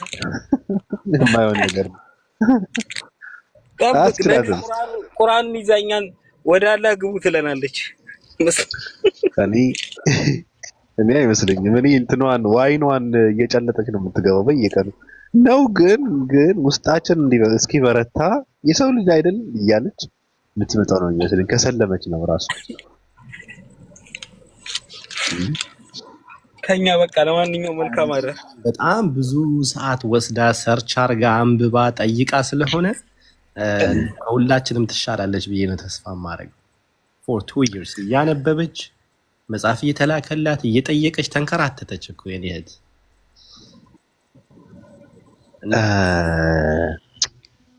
ግን ምን አለ መሰለህ አንዳንድ ሰዎች የዓለማዊ እንትን ፍቅር ውስጥ የወደቁ ሰዎች አሉ።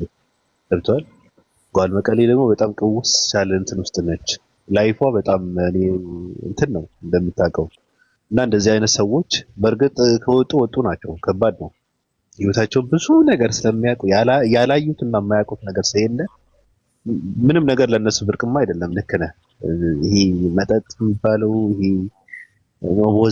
ምንም ብርቅማ አዲስ ነገር አይደለም ለነሱ። በእርግጥ ግን እኔ ግን ይከብዳቸዋል ብዬ ነው የምለው። ይከብዳቸዋል። የቤዛ ነገር እንዳይደገም ግን ወይ እንደሷ እንኳን አይደለች እንዴ ጓል መቀሌ እኮ ትንሽ አይ ጥርት ያለ ማንነት ያላት ሆነች ጓል መቀሌ። ቤዛ ኩበት ናት፣ ትርጉም የላትም። ፋንድያ ነች እኮ ቤዛ፣ ትርጉም የላትም። ላ ቤዛ ጴንጤ ናት። ኖርማሊ ምን አለ መሰላችሁ የሁለታቸው ፐርሰናሊቲ ጓል በቃ ስለ ኢየሱስ ነው ማወቅ የፈለገችው። ኢየሱስን አወቀች። በቃ እስከዛሬ ፈጣሪ ነው ሲባል የነበረው ነገር ያ ነገር በተለያየ ታሪክ አማካኝነት እንደተቀየረ የተለያዩ አስተሳሰቦች እንደተጨመሩበት ገብቷታል። የቀራት ስለ ስቅላት ነበረ። ባለፈ ጠይቃለች፣ ተመልሶላታል ይመስለኛል። ቤዛ ጴንጤ ናት። ጴንጤው ማህበረሰብ በቃ ፕሮቴስታንት ትክክለኛ ሃይማኖት ነው ተብሎ ነው ተነግሯቸው የኖረው ታውቃለህ። እና ለዚህ እኮ ነው በየቦታው ስታዩቸው የጴንጤዎች ስለ ልቦናና ሌላውን ስለ ልቦና አይታችኋል። ከኛ ውጭ ትክክለኛ ሃይማኖት የለም ተብሎ ነው የተነገራቸው። መጽሐፍ ቅዱስን ያውቃሉ ተብሎ ነው የተነገራቸው። እና ያን ነገር ወደ ሶሻል ሚዲያ ይዛ ስትመጣ አላገኘችውም። ስለዚህ በቃ አለ አይደለ ፕሮቴስታንት ትክክል ስለሆነ ትቼ ለመውጣት አልቻልኩም አይነት ድራማ ለመስራት ነው እንደዛ የምታደርገው ቤዛ። ብዙ አይነት ሰዎች አሉ በነገራችን ላይ አው ፕሮቴስታንት ሃይማኖት ትክክል ነው ለማስባል፣ እንደዚሁም ኦርቶዶክስ ትክክለኛ ሃይማኖት ነው ለማስባል እንደዚህ ያደርጋሉ። አስታውሳለሁ ከ4 ዓመት በፊት እንደዚህ በጣም ተጧጥፎ ነበርና ንጽጽር። የሚገርማችሁ ነገር መግሪብ ላይ ማለት ነው መግሪብ ላይ ሻሃዳ ሲዙም ብለው ኢሻ ላይ በቃ ከእስልምና ወጣሁኝ ብለው እስልምናን ተተወጡ የሚል ድራማ ይሰሩ ነበር። በነገራችን ላይ በጣም ንጽጽር ተጧጥፎ ማለት ነው። እና ከዛ ጊዜ ወደዚህ እኔ ራሱ በነቤት ሰው ምናምን ሲል ሻሃዳ አላሲዝም ተውኩኝ፣ አቆምኩኝ በዚህ ምክንያት ማለት ነው። እና አንዳንድ ሰዎች ሰለምኩኝ ብለው እንትን የሚሉት ምንድነው አይ ክርስትና እኮ ትክክል ነው ኦኬ ወይም ፕሮቴስታንት ወይም ኦርቶዶክስ ትክክለኛ ሃይማኖት ስለሆነ ትቼ መውጣት አልቻልኩም የሚል ድራማ ለመስራት ነው። ብዙ አይነት ሰዎች አሉ እንደዚህ አይነት። ይቅርታ ባቢተኛ ነው ብሎ በቃ እኔ ሳወራ ባቢተኛ ነው ብሎ ኧረ ጉድ ፈላ። ችግር የለም አታሸማቀዋት መሲ፣ ችግር የለው መሲ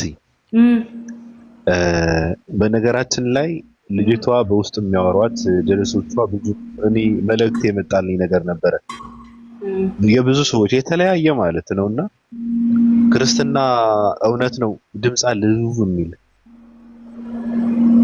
ክርስትና ድምጽ አለ መሲ አንቺ ጋር ነው እኔ ጋር ድምጽ ወይስ ጋር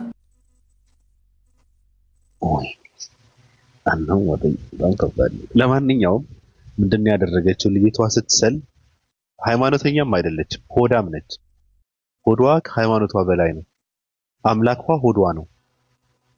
ልጅቷ ምንድነው ያደረገችው ኡስታዝ ወይድ የኡስታዝ ወይድ የመጽሐፍ ምርቃት ቀን ገባችና እኔ ሰልም ያለው እና ምስክር ልሰጥ ነው ብላ ገባች። የፈለገችው ምንድነው ብዙ ሰው በተገኘበት ነው ድራማ የሰራችው። ሰው ያሰበችው ሌላ ነገር ነበር፣ ግን አልተሳካም መሰለኝ። አልነበርኩም ምንም ቪዲዮም አላየሁም። በርግጥ ኢብሮ ኮራብሻለሁ በጣም ደስተኛ ነኝ ባንቺ ምናምን ሲላት ነው ያየሁት እንጂ ምንም አላየሁም። እንዴት እንደሰለመች አላቅም። አላማዋ ሌላ ነገር ነበር፣ አላገኘችም። እና የሆነ ጓደኛዋ ምን እያደረገች ነው ብሎ ሲጽፍላት በውስጥ የሚዲያ ነገር አታውቅም እንዴ አብረን ብዙ አሳልፈን የሚዲያ አጠቃቀም አታውቅም እንዴ ምናምን ብላ እንትን አለችው። ሙድ እያዝኩ ነው ማለቷ ነው። በነገራችን ላይ እሱ ብቻ ሳይሆን ብዙ ነገር አለ። እውነት ለመናገር እኔ ዝም ብዬ አይደለም ማወራ፣ ከሷ ጋር ያወሩ ሰዎች የጻጻፈችው ብዙ አይቻለሁ፣ ብዙ ሰዎች የላኩልኝ ማለት ነውና ከተላላከችው እንደዚህ አይነት ነገር አይቻለሁ። ሁለተኛ ደግሞ የሆነ ሰዓት ላይ እኮ አካውንቷ ለጥፋ ነበር ልጅቷ መሰለኝ ቤቷ ቁጭ ብላ ለወገን ድራሽ ወገን ነው አይነት ጨዋታ አካውንቷ ለጥፋ ቁጭ ብላ ነበር። አምላኳ ሆዷ ነው። እንደዚህ አይነት ሴት ልጅ ራሱ በጣም እኮ ነው የምታስጠላው። ጥሏ እስኪወልቅ እንደዚህ ምግብ እየጠቀጠቀች ላይቭ ቪዲዮ ከፍታ አምላክን ፍለጋ ነው ቁጭ ያልኩት እዚህ ጋር ስትል እኮ በጣም እኮ ማንነቷ እኮ እዛ ጋር ቁልጭ ብሎ የሚታየው ታስጠላለች። ምግብ ትበላለች አትሰራም። ፊት ለፊት ያለው ቴብሏ ኪችኗ ነው።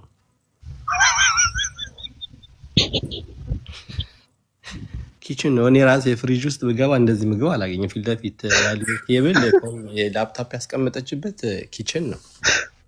ኧረ ተወኝ ተው። እኔ እኮ ጉንፋን ይዞኛል።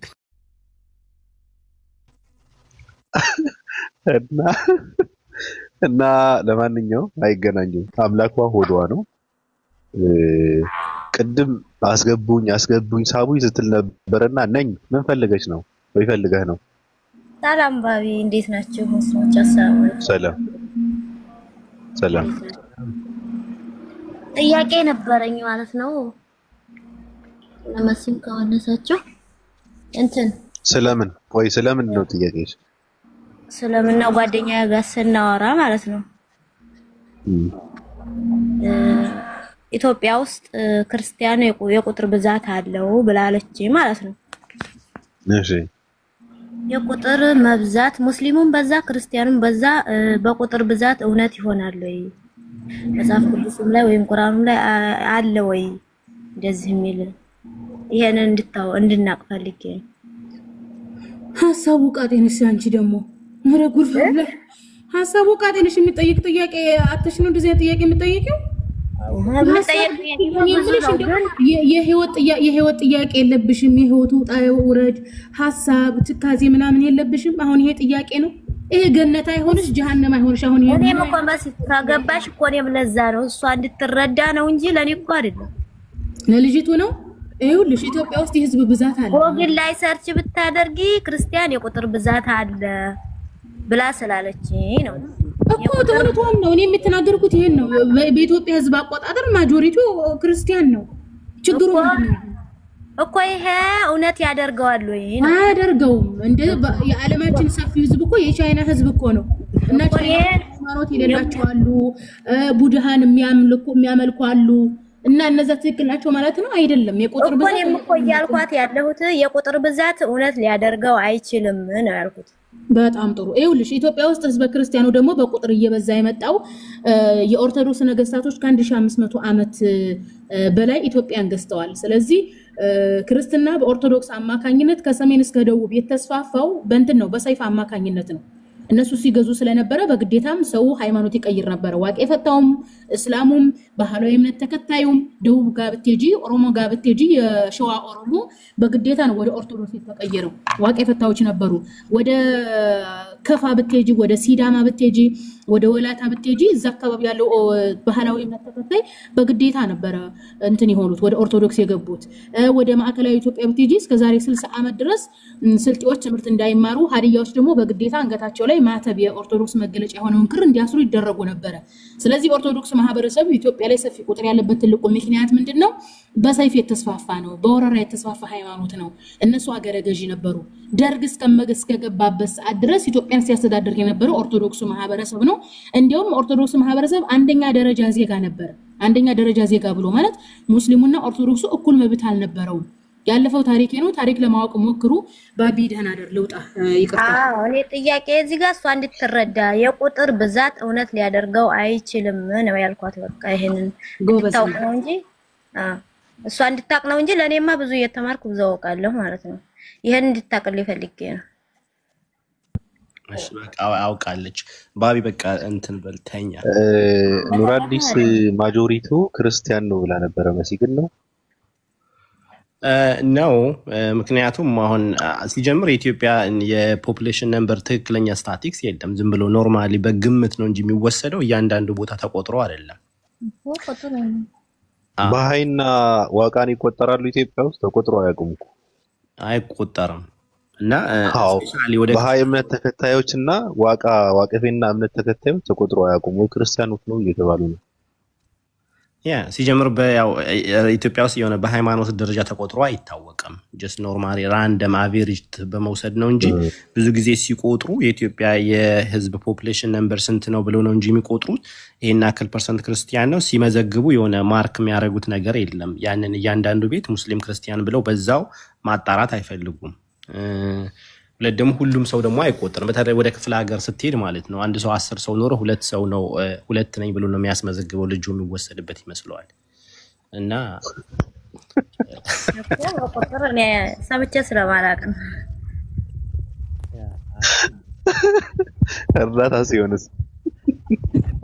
እርዳታ ሲሆን 3 ካሉ 9 ናቸው ይላል።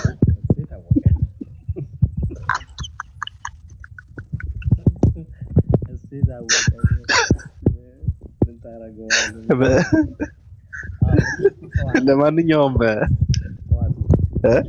ሰው በቁጥር ደረጃ ስትሄድ እና ድምጽ ይታፈናል የሆነ ሰዓት ላይ እጄ ላይ ነው። ይህ ነው ባቢ መልካም ማዳር ኑረዲስ ሰላም አለይኩም ወራህመቱላሂ ወበረካቱ። ወረጂ ኑረት በቃ ወረጂ ታለሽ ይዘሽ ነይና በሰፊ እናወራለን። እሺ እሺ ጥያቄ ሲኖረኝ እመጣለሁ። ነይ በቃ አላህ ይጠብቅሽ። በቃ ባቢ መልካም ምሽት፣ ነገ አገኝሃለሁ። ሰላም። አመሰግናለሁ። ደህና ሁኑ።